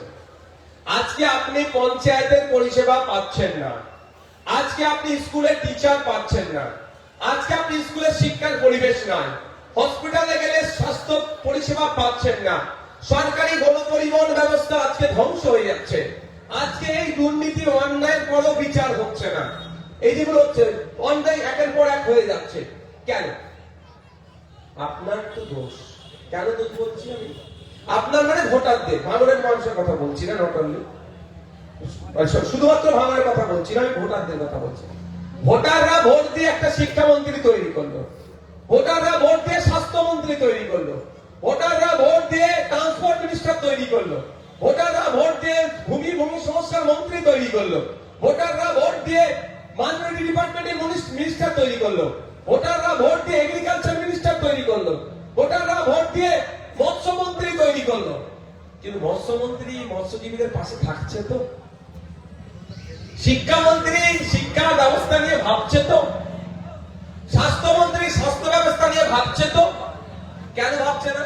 স্বাভাবিকভাবে ভাবছে না। এক্সরে মেশিন আছে, প্রিন্টার খারাপ, প্রিন্টার আছে, এক্সরে রিপোর্ট যে প্লেটে বার হয় সেটা নাই, এক্সরে মেশিন আছে, টেকনিশিয়ান নাই, এইগুলো বলছে না। স্কুলে যাচ্ছে বাচ্চারা, মিড ডে মিল খেয়ে পালিয়ে আসছে, টিচার নাই, বোর্ড নাই, ডাস্টার নাই, স্কুল সামগ্রী ঠিকঠাক নাই, টয়লেটের অবস্থা খারাপ। এ হচ্ছে না। কেন হচ্ছে? শিক্ষামন্ত্রীকে আপনি তৈরি করেছেন কেন? পশ্চিমবাংলার শিক্ষা ব্যবস্থা যাতে ঠিক থাকে সেই জন্য আপনি একটা শিক্ষামন্ত্রী তৈরি করলেন। পশ্চিমবাংলার স্বাস্থ্য ব্যবস্থা যাতে ঠিক থাকে আপনার ভোটের মাধ্যমে একজন স্বাস্থ্যমন্ত্রী তৈরি হলো। আপনি একটা এগ্রিকালচার মিনিস্টার তৈরি করলেন, কৃষকদের দুর্দশার কথা, কৃষকদের অভাব অনটনের কথা, কৃষকদের সমস্যা সমাধানের জন্য একটা মিনিস্টার তৈরি করেছেন। কি তিনি? Agriculture minister. কি কৃষকদের সমস্যা সমাধান হচ্ছে না বাড়ছে সমস্যা? জোরে বলো। তাহলে সমাধান করার জন্য কি করতে হয়েছে? একটা মিনিস্টার আছে সমাধান করার জন্য, কিন্তু সেই মিনিস্টার ভুল লোককে আপনি মিনিস্টার তৈরি করেছেন। তো আপনি কৃষকদের সমস্যা সমাধান করতে গেলে সঠিক লোককে এগ্রিকালচার মিনিস্টার করতে হবে। আমি মনে করি এটা আপনার হাতে সম্পূর্ণ পাওয়ার আছে। আর্টিকেল 326, আর্টিকেল 324 কে সামনে রেখে নির্বাচন কমিশন আপনাকে 5 বছর ছাড়া ছাড়া একবার সুযোগ দিচ্ছে। আগামী 5 বছরের জন্য কৃষক মন্ত্রী কাদেরকে চাইছেন আপনারা? আগামী 5 বছরের জন্য স্বাস্থ্যমন্ত্রী কাদেরকে আপনি চাইছেন? আগামী 5 বছরের জন্য শিক্ষামন্ত্রী কাকে চাইছেন? সেই সুযোগটা আপনার হাতে কিন্তু দেশের সংবিধান দিয়েছে। দুর্ভাগ্য আমাদের, ভোটের সময় আমরা সব ভুলে যাই।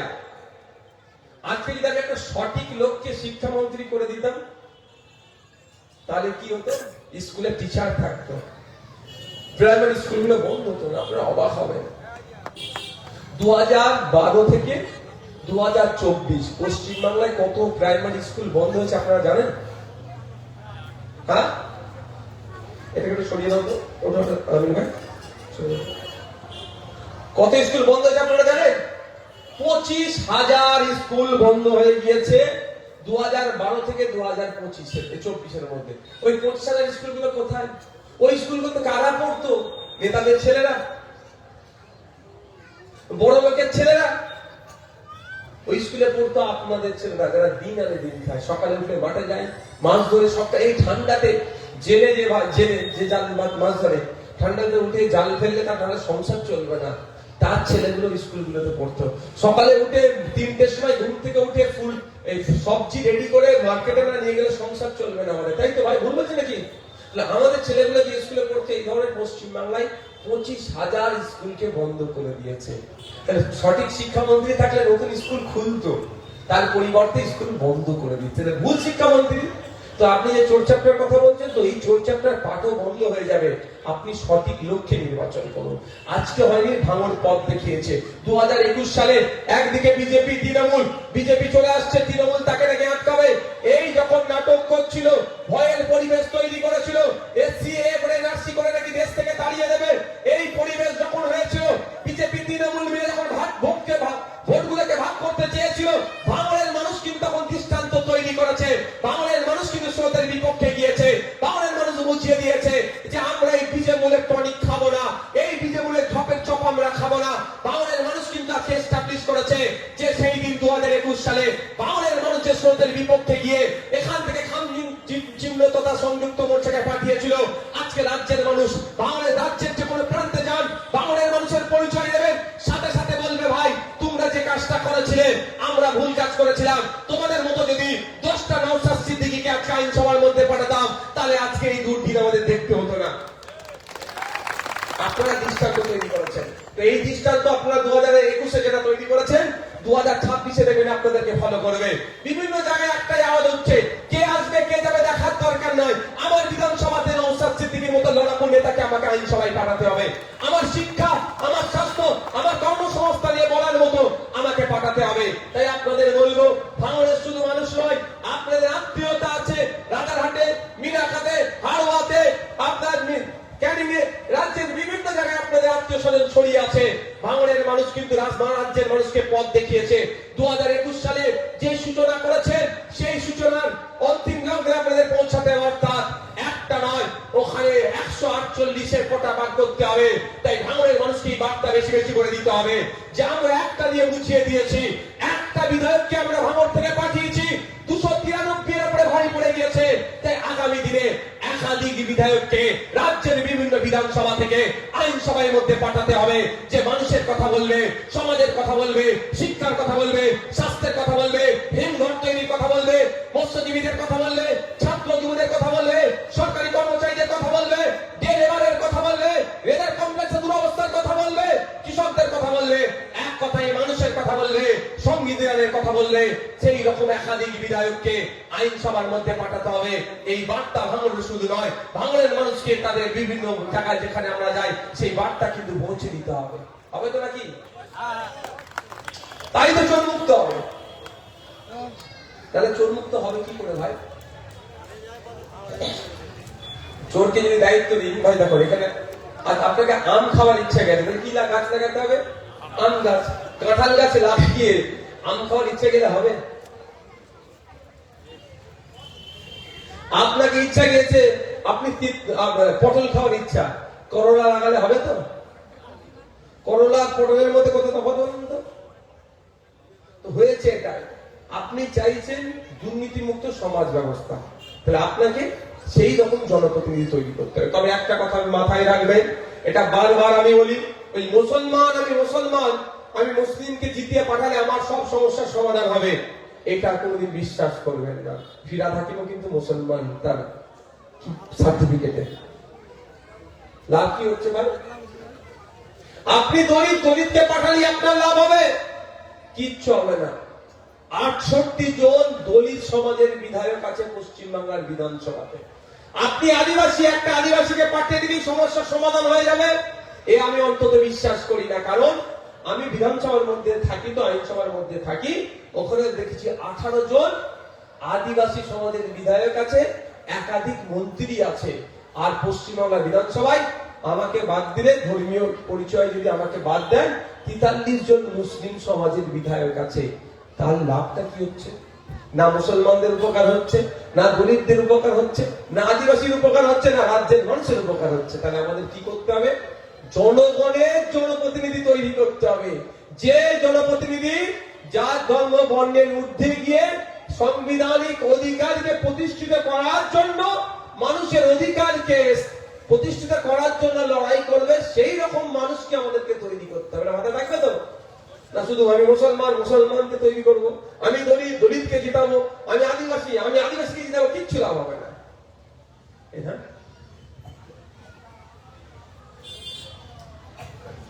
আমি দলিতকে জিতাবো, এটা কিচ্ছু লাভ হবে না। আপনাদের জ্ঞাতার্থে জানিয়ে রাখি, সমস্যা হচ্ছে বিধানসভার টিভি নাই। আপনার বিধায়ক বিধানসভার মধ্যে গিয়ে কি করছে আপনাদের জানা দরকার আছে না? যারা চান হাত তুলুন তো। আপনারা চান কি চান না যে আপনার বিধায়ক কি করছে বিধানসভার মধ্যে জানা দরকার নয়? তার জন্য লাগবে কি? বিধানসভা টিভি।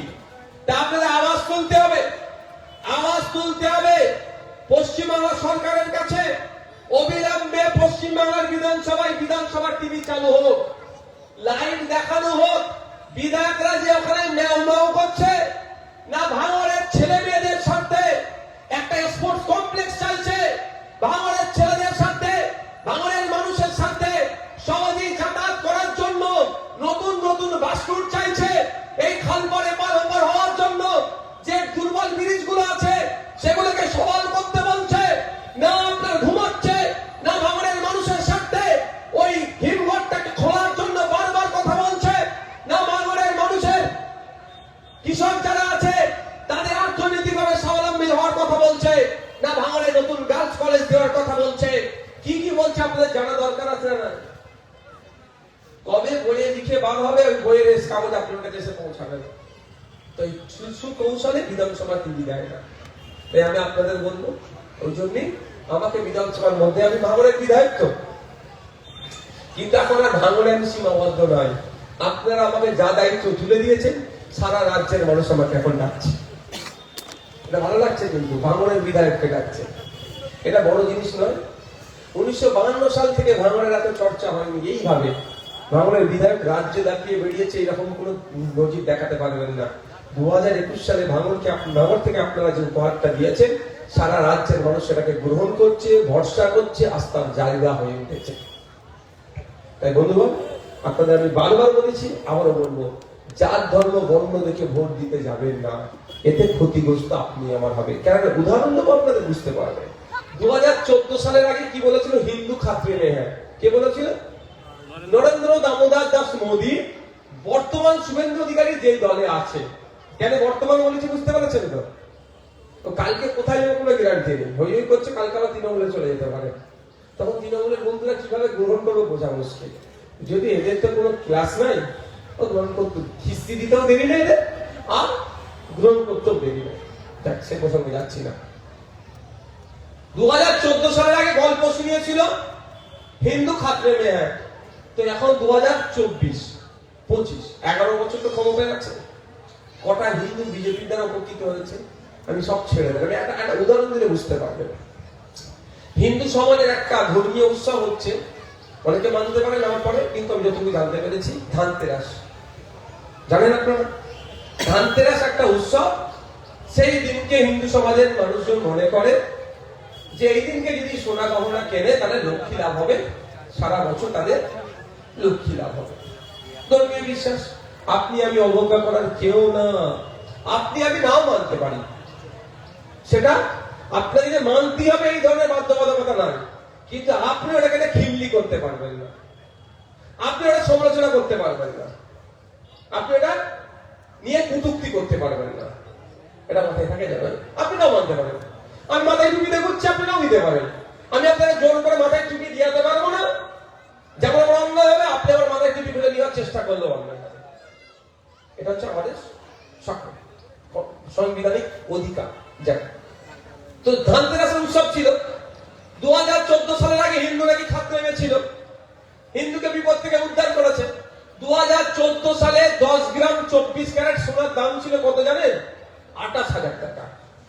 আর হিন্দুকে বিপদ থেকে উদ্ধার করার নামে বিজেপি ক্ষমতায় এসে 11 বছর পরে 10 গ্রাম 24 ক্যারেট সোনার দাম কত হয়েছে জানেন আপনারা? 1,28,000 টাকা।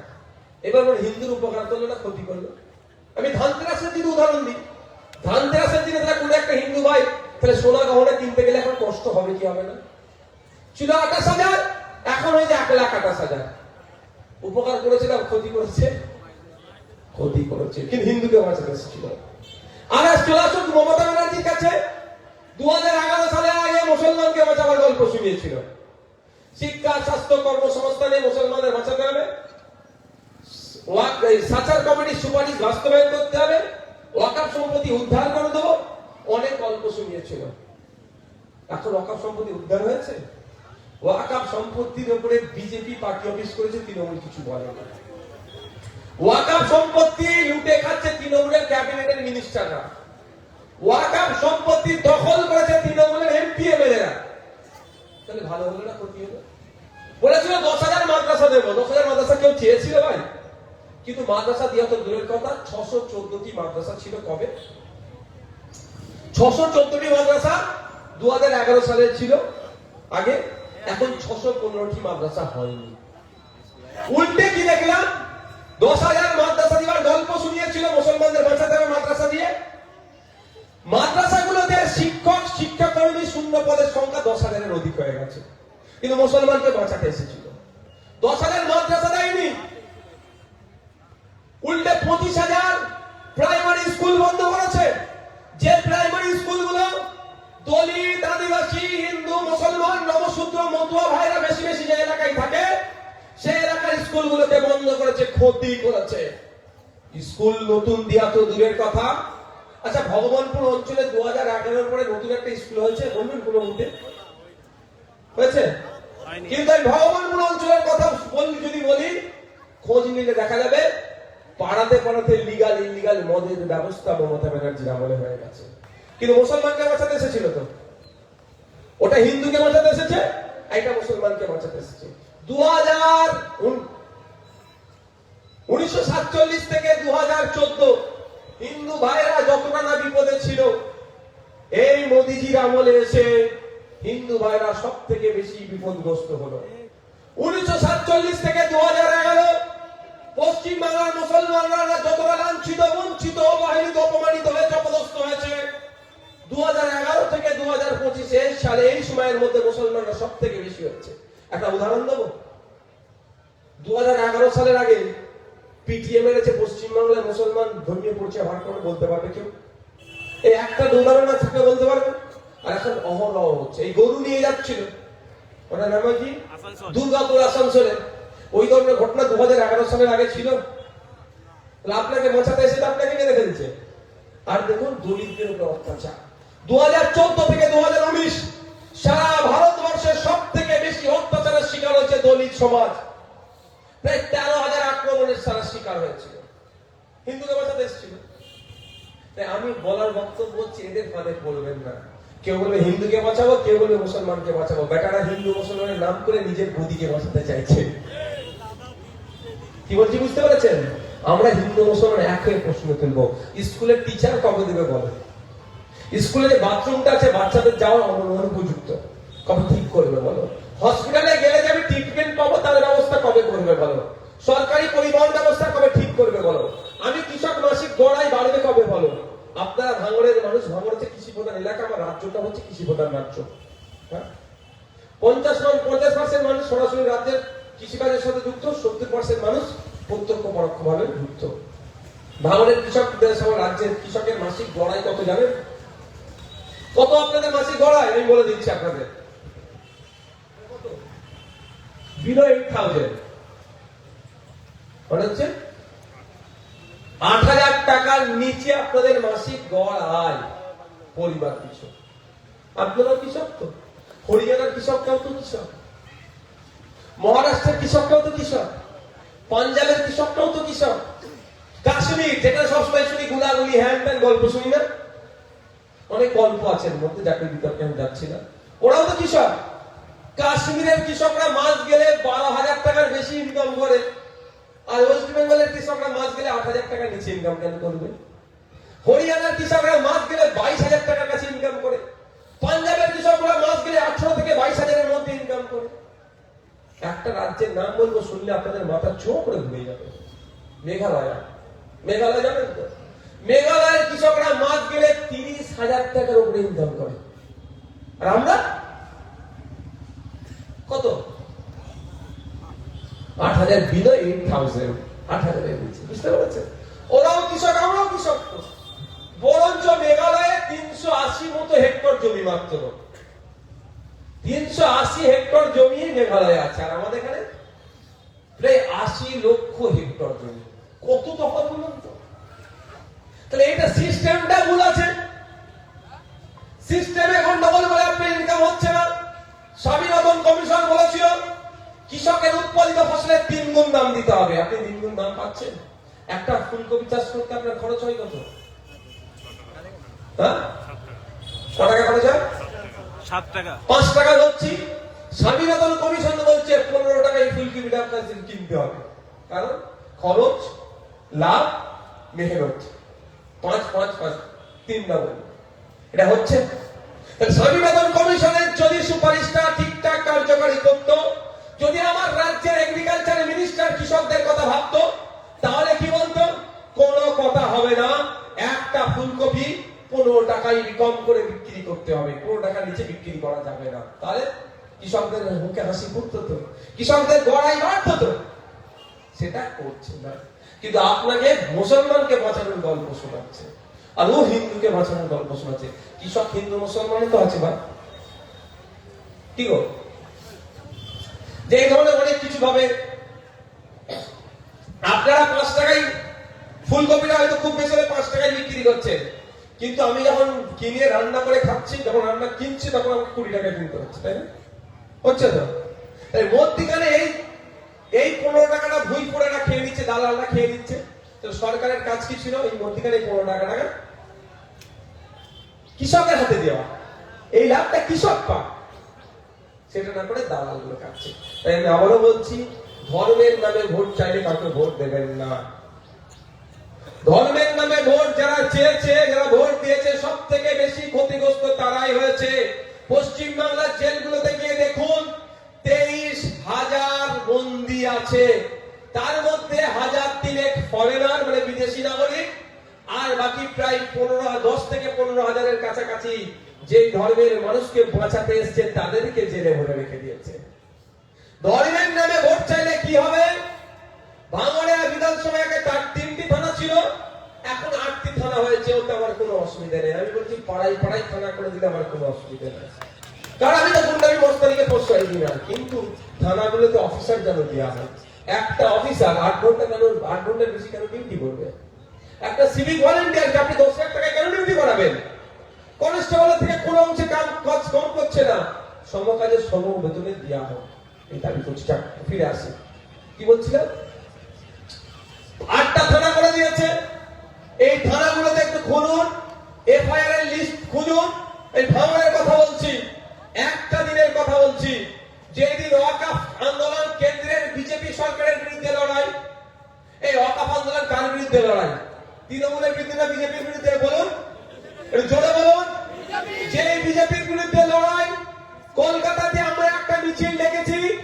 বড় বড় বিজেপি জ্যোতিবাবুর ভাষায় যে বড় বড় বিজেপি, তাদেরকে বার্তা দেওয়ার জন্য যে এই তো আইন তোমাকে প্রত্যাহার করতে হবে, মাদ্রাসা মসজিদ ঈদগাহ কবরস্থান তুমি দখল করতে পারবে না, আমাদের পূর্বপুরুষের রেখে দেওয়া সম্পত্তি তুমি আইন করে কেড়ে নিতে পারো না, তুমি সংবিধান বহির্ভূত কাজ করছো। তোমার এই জবাব দেওয়ার জন্য পশ্চিম বাংলার নাগরিক রাজপথে নামবে, বিজেপির বিরুদ্ধে আন্দোলন করবে। বিজেপিকে ভয় দেখাতে হবে, বিজেপিকে ভয় দেখিয়ে বিজেপিকে চাপে ফেলে আইনকে প্রত্যাহার করতে হবে। ওই মর্মে যখন কলকাতায় আন্দোলন ডাকা হয়েছিল, এই মমতা ব্যানার্জির পুলিশ মুসলমানকে বাঁচানোর জন্য যিনি ক্ষমতায় এসেছেন, মমতা ব্যানার্জি তার পুলিশকে নির্দেশ দিয়ে মাঝপথে আটকে দিয়েছিল। আটকে দেওয়ার পরে শুধু তাই নয়, তাদের উপরে নির্বিচারে লাঠি চালিয়েছে, মাথা ফাটিয়েছে, অনেককে অসুস্থ করেছে। শুধু তাই নয়, তারপরে একটা হিংসা পরিকল্পিতভাবে ঘটানো হয়েছিল। অনেক ভিডিও দেখিয়েছে। আমি বলেছিলাম গাড়িতে যে পুলিশ গাড়িগুলোতে আগুন লাগাচ্ছে, নিশ্চিতভাবে তারও ভিডিও আছে, সেটাও পাবলিশ করা হোক। কারা কারা আগুন লাগাচ্ছে, নটোরিয়াস ক্রিমিনাল দলের লোকেরা না আইএসএফ এর লোকেরা, সেটাও চিহ্নিত করা হোক। যদি আইএসএফ এর কেউ একটা গাড়িতে আগুন লাগিয়ে থাকে, খুঁজে না তাকে পুলিশ পেলে, আমরা খুঁজে তাকে পুলিশের হাতে তুলে দেব, বলেছিলাম তো। যাক, তখন আমরা কি দেখলাম? আইএসএফ এর ছেলেদের নামে সাধারণ মানুষকে নির্বিচারে মামলা দিয়েছিল। শুধু ভাঙনের কথা বলছি, ভাঙর ডিভিশনের কথা বলছি। ওয়াকফকে বসাতে গিয়ে আপনাদের বিধায়ক এখানে ছিল না, আমি ছিলাম আপনার শিয়ালদাতে। আমি শিয়ালদায় মিছিলে ছিলাম। এখানে আমার নামে 5টা মামলা দিয়েছে, আমার নামে 5টা মামলা দিয়েছে। আমি ভয় পাইনি, আমি এখনো জামিনও নিইনি। পুলিশ মন্ত্রী যদি সাহস থাকে আমাকে ধরুক, ওটা আমি পরোয়া করি না, ওটা আমি পরোয়া করি না। কিন্তু আপনারা জানিয়ে রেখে যায়, মুসলমানকে বাঁচাতে এসেছে, মা ওয়াকফকে বাঁচানোর গল্প শুনিয়ে এসেছিল। আর ওয়াকফকে বাঁচানোর জন্য যখন আন্দোলনে নেমেছিল, ভাঙনের নিরহ সহজ সাদাসিধে সরল 3000-এর অধিক মুসলমান ছেলের নামে এই মমতা ব্যানার্জি মামলা দিয়েছে। তাই ভাবতে হবে, মুসলমানকে বাঁচানোর জন্য অল্প করে ক্ষমতা এসেছে, আবার মুসলমানদের নামে এই মামলা দিচ্ছে। ঠিক একই ভাবে হিন্দু হিন্দু ভাই ভাই স্লোগান দিলেও খোঁজ নিয়ে দেখুন, উত্তরপ্রদেশে নয়ডাতে একটি 17 বছরের ছেলে, দলিত ছেলে, সে তার জন্মদিন পালন করেছে একটি কেক কেটে। সেই জন্য তথাকথিত ওখানকার যারা উচ্চ বর্ণের হিন্দু, ওই ছেলেটিকে মেরে মেরে পিটিয়ে পিটিয়ে মেরে দিয়েছে। তাহলে একজন হিন্দুকে বাঁচাতে এসে হিন্দুদের উপর অত্যাচার চালাচ্ছে, আর একজন মুসলমানকে বাঁচাবার নাম করে মুসলমান নিজের ছেলেদের নামে মিথ্যা মামলা দিচ্ছে। আমি কেন বলছি যে ধর্মের আফিম খাওয়ালে এদেরকে ভোট দেবেন না, লাভ কিছু হবে না। ইতিহাস দেখুন, ক্ষতি হয়েছে। আমরা কি এটা কি কোনো ধর্মীয় কোন, আমরা যে দেশে বসবাস করি, এটা ধর্ম নিরপেক্ষ রাষ্ট্র তো, কোন একটা নির্দিষ্ট ধর্মের রাষ্ট্র তো নয়। তাহলে এখানে যারা ধর্মের নামে ভোট চাইছে, জানবেন তাদের সিট টলমল করছে, তাদের সিট টলমল করছে। ওই জন্য আপনাকে আমাকে কি করছে, বলি দিচ্ছে তাদের সিটটাকে বাঁচানোর জন্য। তাই আপনাদের বলবো, সামনে সময় আসছে, আপনারা তো এখানে যা মনোবল ঠিক আছে, আর নতুন করে বলতে রাখবে নাকি 2021 সালে বিজেপি চলে আসবে, এই ভয়ে কিছু বয়স্ক আর কিছু মায়েরা আমাকে ভোট দেয়নি, তাই তো। 2026 সালে বিজেপি আর তৃণমূল আলাদা, 2025-এ দাঁড়িয়ে মনে হবে কি আলাদা? বিজেপি আর তৃণমূল আলাদা। সুতরাং আমার একটা ভরসা, বিশ্বাস, 2026 সালে খামচিহ্ন ডবল মার্জিন নিয়ে বাংলা থেকে আইনসভায় যাবে। আর একটা কথা রটাচ্ছে আইএসএফ সম্পর্কে, কি বলছে? আইএসএফ নাকি বিজেপির সুবিধা করে দিচ্ছে, এটা বলছে তো। তাহলে কি করতে হবে, কি করতে হবে বলুন আমাকে, তাই করবো। উত্তর নেই ওদের কাছে, বলবে কি ভোটে দাঁড়াবে না। ও যদি আইএসএফ যদি না থাকতো, একটা যদি না থাকতো, আজকে মুড়িয়ে ফেলতো। দেখেন, আজকে একটা ছিল বলে এমএলএদের মাইনে কত আপনারা জানতে পেরে গিয়েছেন, এমএলএরা মোবাইল খরচ কত পায় সেটাও জানতে পেরেছেন। মানে অন্যায়ের বিরুদ্ধে যেমন কথা বলছি, নতুন কিছু এমএলএ সম্পর্কে জানতে পারছে। আমি একটা চ্যালেঞ্জ করেছি, আপনারাও বলবেন যে একটা এগ্রিমেন্ট হোক। মমতা ব্যানার্জি তৃণমূল কংগ্রেসের হাইকমান্ড, তাই তো? আর আমাদের দলের প্রাণ পুরুষের নাম কি? আমাদের বড় ভাইয়ের আব্বাস সিদ্দিকী। মমতা ব্যানার্জি আর আব্বাস সিদ্দিকী একটা এগ্রিমেন্ট করুক। আইএসএফ যেখানে যেখানে প্রার্থী দেবে, যদি বিজেপি আসে, তৃণমূল যা যা শাস্তি দেবে সেই সেই শাস্তি আইএসএফ মেনে নেবে। এগ্রিমেন্ট হবে। আর এগ্রিমেন্ট হবে, তৃণমূল যেখানে যেখানে প্রার্থী দেবে, ওখানে যদি বিজেপি আসে, তাহলে আইএসএফ যা শাস্তি দেবে মেনে নেবে। দুধকে দুধ, পানিকে পানি। আমি যদি ভোট কেড়ে বিজেপিকে আনতে চাই, তাহলে আমার পিঠের সামনে থাকবে, রাখবে? সেটা আমি লিখে দেবো, যা আমার বলে পা ওদিকে তুলে মাথা নিচের দিকে টাঙিয়ে পেটে তাও তাও মার খাবো আমি। কি বলছি বুঝতে পারছো? মাথায় ঢুকলে আমি কি বলছি? যদি আইএসএফ প্রার্থী দিলে বলে বিজেপি চলে আসবে, তা আমি লিখে দিচ্ছি, যেখানে আমি প্রার্থী দেবো, যদি বিজেপি আসে ওই জায়গায় যা শাস্তি দেবে তৃণমূল, সেটা আমি মেনে নেবো। আর আমরা একটা বলবো, তোমাকে লিখে দিতে হবে যে সত্যিকারে তুমি বিজেপিকে আটকাতে চাইছো, যেখানে তোমরা প্রার্থী দেবে যদি বিজেপি চলে আসে, তাহলে আমরা কি করবো? কি গো, বলবে কথা? এগ্রিমেন্ট হোক। বিজেপিকে তো দাওয়াত দিয়ে নিয়ে এসেছে তৃণমূল। এই জায়গাটা দিদি, এখানে গাছ আছে। কালকে যদি এখানে বলি ধান চাষ করবো, হবে? আওতায় ধান চাষ ঠিকঠাক হবে না তো? তাহলে কি করতে হবে? সুন্দর পরিবেশ তৈরি করতে হবে ধান চাষে। পরিবেশটা কি একদিনে হয়ে যাবে? কাল কি করে ফেলতে পারবে আমার জন্য? আমার জন্য জান দেওয়ার জন্য রেডি, তাই না? তাহলে কাল কি আপনি করে ফেলবেন? ভাইজান বলেছে টাইম লাগবে একটু। কি মায়েরা, টাইম লাগবে তো নাকি? ধরো একটা মায়েরা দেখবেন উলের অনেক ভালো ভালো কাজ করে, একটা সুন্দর উলে একটা বড় চাদর করেছে, ভালো লেগেছে। মাকে বললো, মা আমাকে একটা বানিয়ে দিতে হবে। ভালোবাসার মা সারা রাত ধরে কাজ করলো, একদিনে পারবে না, একটা নির্দিষ্ট টাইম লাগবে। তো একটা অনুকূল, এই চাষ করতে গেলে একটা অনুকূল পরিবেশ লাগবে, সেটা একদিনে তো হবে না। তো পশ্চিমবাংলার বিজেপি চাষ একদিনে হয়নি। যারা বাপের বয়সী আছে একটু বলুন তো, 2011 সালের আগে বিজেপি বলে কিছু ছিল বাংলাতে? আপনারা দেখতে পেতেন বাপেরা? তাহলে কবে থেকে জানতে পারলেন? 11-র পরে মমতা ব্যানার্জির ক্ষমতায় আসলো, বিজেপি কি জানতে পারলো? কারণ এর আগে বিজেপি মাথা চাটা দিতে চেষ্টা করেছিল, বিষ স্প্রে দিয়ে না বিজেপির মাথা করে দিচ্ছে। তখন 1998 সালে তৃণমূল দেখলো, বিজেপি দেখলো আমি সরাসরি আসতে পারবো না, তাহলে কি করতে হবে? আমাকে কি করতে হবে? নাম চেঞ্জ করতে হবে, রং পরিবর্তন করতে হবে। নাম আর রং পরিবর্তন করলো, ওরা গোপনে থাকলো। তৃণমূল কংগ্রেস থেকে ভেঙে তৃণমূল কংগ্রেস নামে মমতা ব্যানার্জিকে দায়িত্ব দিল। এটা রেকর্ড হচ্ছে। আমি যদি ভুল বলি কিন্তু মমতা ব্যানার্জি আমাকে ছাড়বে না। আমি ভুল বললে মমতা ব্যানার্জি আমাকে ছাড়বে? মিথ্যা মামলা যদি 42 দিন জেল খাটাই, যদি সত্য কথা ওদের ভুল বলি, তাহলে আমাকে ছেড়ে দেবে? তাই ক্যামেরা হচ্ছে তো। মমতা ব্যানার্জিকে বিজেপি দায়িত্ব দিল, পশ্চিমবাংলায় বিজেপিকে চাষ করার অনুকূল পরিবেশ তোমাকে তৈরি করে দিতে হবে। অর্থাৎ 1998 সালে মমতা ব্যানার্জিকে সহযোগিতা করলো তৃণমূল কংগ্রেস দলটা তৈরি করার জন্য। তৈরি করার পরে আস্তে আস্তে আস্তে আস্তে আস্তে আস্তে পশ্চিমবাংলায় বিজেপির জন্য মাটিটা তৈরি করলো। 11 সালে ক্ষমতা হস্তান্তর হলো, তারপরে দেখুন আস্তে আস্তে বিজেপি বাইরে বার হতে থাকলো। 2016, 2019, 2021 আমি করতে করতে আপনার দরজার কাছে এসে, পাড়াতে এসে বিজেপিকে দাঁড় করে দিল মমতা ব্যানার্জি। আপনাদের একটা উদাহরণ দিচ্ছি, শুভেন্দু অধিকারী যে কথা বলছে, ওকে ধরে জেলের মধ্যে রেখে দিলে কারো সাহস থাকবে পশ্চিমবাংলার সম্প্রীতি বিনষ্ট হওয়ার মতো কথা বলা? কিন্তু শুভেন্দু অধিকারীকে ধরে জেলের মধ্যে ঢুকাচ্ছে না কেন? শুভেন্দু অধিকারী যদি ধরে জেলের মধ্যে ঢুকিয়ে দেয়, তাহলে হিন্দু মুসলমানের বিভেদ লাগাবার কথা কে বলবে? মুসলমানকে ভয় দেখানোর কথা কে বলবে? মুসলমানকে ভয় না দেখালে মুসলমান তৃণমূলের ঝুলি তার ঢুকবে না। এরা ভোটটাকে ভাগ করে নিতে চাইছে। তাই আমি আপনাদের বলবো, আবারও ধর্ম দেখে ভোট দেওয়ার প্রয়োজন নাই।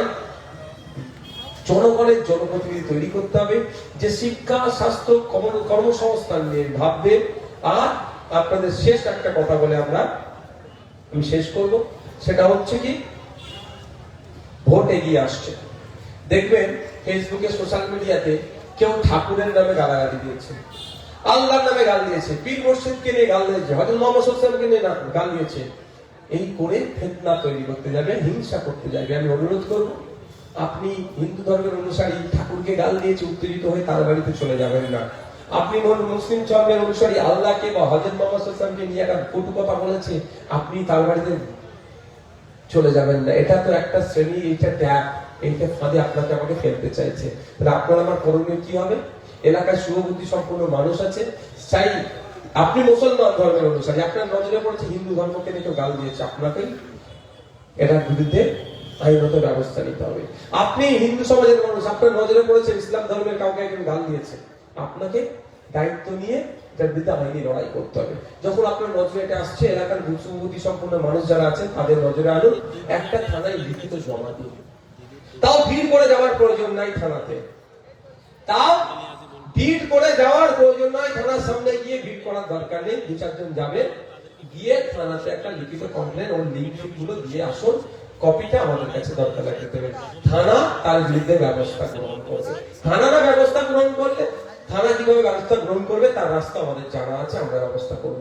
কিন্তু অনুরোধ করছি আপনাদের, ঠাকুরের নামে গাল দিয়েছে, আল্লাহর নামে গাল দিয়েছে, আমরা রাস্তা অবরোধ হয়ে যাক, এই হবে সেই হবে, থানার সামনে ঘেরাও করে হইয়ে করবেন না। এটা চাইছে তো তৃণমূল বিজেপি, দুই দলই চাইছে।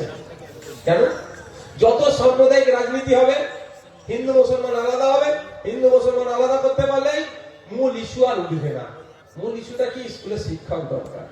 আমি ক্ষুধার্ত, আমাকে খাদ্যের ব্যবস্থা করো, আমার মাথায় ছাদ নিয়ে আমাকে ছাদ দাও, আমি হসপিটালে যাবো, আমি যেন ট্রিটমেন্টটা বিনামূল্যে পাই, এটা তো মূল ইস্যু। এইগুলো থেকে সরিয়ে দাও, তুই হিন্দু তুই মুসলমান, এই নিয়ে ব্যস্ত থাক। এটা একটা চাইছে। এদের ফাঁদে কি আমরা পা দেবো? আমরা এদের ফাঁদে পা দেবো? এদের ফাঁদে আমরা পা দেবো না। আমরা হিন্দু মুসলমান নির্বিশেষে ব্রিটিশদের বিরুদ্ধে যেমন লড়াই করে দেশকে স্বাধীন করেছি, স্বাধীন করে যে সংবিধান পেয়েছি, সেই সংবিধানে আমার যে অধিকারগুলো আছে, অধিকারগুলো যদি বাস্তবায়ন করতে চান, আপনি একা মুসলমান পারবেন না, আপনি একা হিন্দু পারবেন না, আপনাকে ঐক্যবদ্ধ হতে হবে।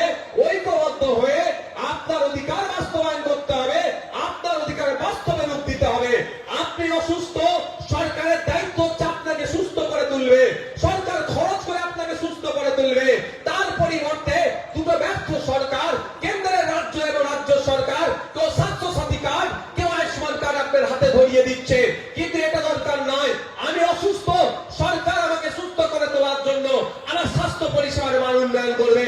এটা শুধু মুসলমান আওয়াজ তুললে হবে না, শুধু হিন্দু আওয়াজ তুললে হবে না, হিন্দু মুসলমান নির্বিশেষে, জৈন খ্রিস্টান নির্বিশেষে, পশ্চিমবাংলার নাগরিক ভারতের নাগরিককে একসাথে আওয়াজ তুলতে হবে। তাহলে সরকারগুলো টনক নড়বে। আমার ছেলে স্কুলে যাবে, স্কুলে টিচার নাই, টিচার দিতে হবে। শুধু ফাতেমা আওয়াজ তুললে হবে না, শুধু সীতা আলাদা ভাবে আওয়াজ তুললে হবে না, ফাতেমা সীতাকে এক জায়গায় দাঁড়িয়ে আওয়াজ তুলতে হবে যে আমার বাচ্চারা যে স্কুলে গিয়ে যায়, বুনিয়াদী শিক্ষা যেখান থেকে পায়, সেখান থেকে শিক্ষা পরিকাঠামো ধ্বংস হয়ে যাচ্ছে, ওর পরিবর্তন চাই। যখন ফাতেমা সীতা এক জায়গায় দাঁড়িয়ে আওয়াজ তুলবে, সরকার তখন করতে বাধ্য হবে। এটা মাথায় থাকে জানো। অনুরোধ করছি, ওদের টাকে করবেন না, ওরা আমাদেরকে বিভাজন করতে চাইছে। একটা উদাহরণ দিয়ে আমি শেষ করবো। উদাহরণটা এটা, স্বাধীনতা সংগ্রামের সময় খেয়াল আছে এনফিল্ড রাইফেলের কথা মনে আছে? হ্যাঁ, আচ্ছা, এনফিল্ড রাইফেলের কথা মনে আছে আপনাদের? অনেকে ভুলে গেছে। কি ছিল এনফিল্ড রাইফেলটা? হচ্ছে, আমি সহজে আপনাদের বুঝিয়ে দিই, বন্দুকের কার্তুজ মুখে কেটে বন্দুকে দিয়ে গুলি চালাতে হবে। ব্রিটিশদের বিরুদ্ধে লড়াই, ওই কার্তুজে নাকি রখিয়ে দেওয়া হলো, ওই কার্তুজে নাকি শুয়োর আর গরুর চর্বি মিশ্রিত করে ওই কার্তুজে আছে। ফলে মুখে, হিন্দু ভাইরা গরুর চর্বি মুখে কাটবে না, মুসলিম ভাইরা শুয়োরের চর্বি মুখে কাটবে না। তাহলে স্বাধীনতা সংগ্রামী যারা আমার ভাইরা আছেন, ছিলেন যোদ্ধারা, তারা যদি বন্দুকের গুলি না চালাতে পারে, তখন সেই সময় অত্যাধুনিক অস্ত্র, তাহলে স্বাধীনতা সংগ্রামটা পিছিয়ে যেত। প্ল্যান কি ব্রিটিশ করেছিল?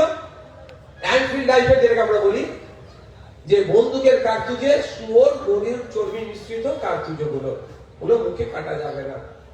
তাহলে ভুল বার্তা ঢুকিয়ে দিয়েছিল, বিভাজনের বার্তা ঢুকিয়ে দিয়েছিল। বিভাজনের বার্তা কেন ঢুকিয়েছিল? যেখানে আর কেউ মুখে তুলবে না। তো আজকের দিনে ব্রিটিশ না থাকলে ব্রিটিশদের কিছু চালা আমাদের মধ্যে আছে, সেই চালাগুলো তুই হিন্দু তুই মুসলমান এই করতে থাক, আর ওরা দেশটাকে রাজ্যটাকে ওরা লুটতে থাক। এই পরিকল্পনা করছে। তাই আমরা এইসবগুলো দূরে সরিয়ে দেবো। আমাদের পূর্বপুরুষের আত্মত্যাগ আত্মবলিদানের ফলে যে সংবিধান পেয়েছি, সেই সংবিধানের আর্টিকেল গুলোকে অক্ষুণ্ণ রাখতে হবে। অক্ষুণ্ণ রাখতে গেলে আমাদেরকে কাঁধে কাঁধে মিলিয়ে চলতে হবে। আপনি আলাদা থাকলে আপনি ভাববেন না আপনার অধিকার পেয়ে যাবেন, ও আলাদা থাকলে ও অধিকার পাবে না। দুজনই তাহলে কি হবে? অধিকার থেকে বঞ্চিত হবে। তাই আমরা যদি অধিকার আমরা পেতে চাই, কি করতে হবে? ইউনিটি থাকতে হবে, ঐক্যবদ্ধ থাকতে হবে। এই ইউনিটি ঐক্যবদ্ধ ছিল বলে ভাঙড়ের মানুষ আজকে রাজ্যে ভাঙড়কে নিয়ে চর্চা হচ্ছে। তবে জগছুড়া নিয়ে চর্চা নয়, কোন নটোরিয়াসের নাম ধরে চর্চা নয়, ভাঙড়ের মানুষের নাম দিয়ে চর্চা হচ্ছে। রক্তপাত নয়, রক্তদানই ভাঙড়ের পরিচয় হচ্ছে। ধন্যবাদ জানাবো ভাঙড়ের মানুষকে। অলরেডি এখন বাজে কটা? 1:35। বিগত রাত 3টে অঞ্চলের রেকর্ড ভেঙে ভগবানপুরের অঞ্চলের মা বোনেরা, বাপ ভাইরা নতুন তারা রেকর্ড করলো। রাজ্যের মানুষকে বার্তা দিল, এই ভাঙড়কে নতুন ভাবে চিনাচ্ছে যারা। 780 জন রক্ত যোদ্ধা অলরেডি রক্ত দিয়ে দিয়েছে। আমাদের গর্বের বিষয়। আমি বলতে বলেই ফেলছি একটা করে একটা হচ্ছে আর্মি হসপিটাল জানেন তো? কলকাতায় আছে কামান্ড হসপিটাল। ওখানে একদিন আর্মির রক্তের প্রয়োজন হয়েছিল। ওখানে না রক্ত দিলে হয় না, বেড টু বেড দিয়ে করতে হয় রক্ত। ওখানে আপনি রক্ত পৌঁছে দিলে হবে না। তো আমাদের কাছে খবর আসলো, আমি অন্য জায়গায় ছেলেকে পাঠাতে পারতাম না, আমার কোনো জায়গায় সমর্থন নাই। দিকে দিকে তো ভাঙড় হয়ে গেছে, আপনাদের দেখে সব ভাঙড় চারিদিক হয়ে গেছে, দিকে দিকে ভাঙড় এখন। যাক, আমি অন্য জায়গায় ছেলেকে পাঠাতে পারতাম। আমার কাছে বললো কিছু ডোনার লাগবে। আমি সিধে ভাঙড়ে আপনাদের নেতৃত্বদের ফোন করলাম। আমি কেন করলাম? যে আর্মিরাও ওই হসপিটালে জানো, আইডি কার্ড চেক করে তো ঢুকাবে যে ভাঙড়ের ছেলেরা রক্ত দিতে এসেছে, বেড টু বেড দিয়ে ভাঙড়। তারপরে আবার ফোন হয়েছে, আবার অ্যারেঞ্জ হচ্ছে, আবার ভাঙড়ের ছেলেরা যাবে। রক্তপাত আমরা করবো না, আমরা রক্তদান করবো। অপাত্রে আমরা রক্ত দেবো না, সঠিক জায়গায় আমাদের রক্ত দেব। কারণ ভাঙড়ের নামকে আমরা উজ্জ্বল করবো। আমি আবারও বলে শেষ করছি, কোন জগছুড়া নেতা দিয়ে ভাঙড়কে চালাবো না আমরা, কোন নটোরিয়াস ক্রিমিনালকে দিয়ে আমরা ভাঙড়কে চালাবো না, কোন হিংসা দিয়ে ভাঙড় চলবে না। ভাঙড়ের মানুষ স্বচ্ছ সরল সদস্যদের যেমন মানুষ ভাঙড়কে চালাবে। আমার সাথে সহমত নাকি? ঠিক আছে, সকলে ভালো থাকবে। আমাদের এখনো ক্যাম্প চলছে। আপনাদেরকে বলবো, যারা রক্তদানকে এখনো বাকি আছে, রক্ত দিতে চাইছে, ভারী খাবার খাবেন না। ভারী খাবার মানে বুঝতে পারছেন? মেন কোর্স যেটাকে বলি আমরা, ভাত আপনারা খেয়ে ফেলবেন না। অল্প কিছু খেতে পারেন, কন্টিনিউ এখনো চলবে, বেশ কিছুক্ষণ আমাদের রক্তদান শিবিরটা চলবে। সকলে ভালো থাকবেন, সুস্থ থাকবেন, পরিবার পরিজনকে নিয়ে ভালো থাকুন। এসআইআর নিয়ে অযথা আতঙ্কিত হওয়ার দরকার নাই। যদি কেউ কোনো নামে ডিস্টার্ব বা কোনো ল্যাক হয়, তার জন্য আপনাদের বিদায়ের কাছে আপনাদেরকে পরিষেবা দেওয়ার জন্য প্রস্তুত আছে। ধন্যবাদ।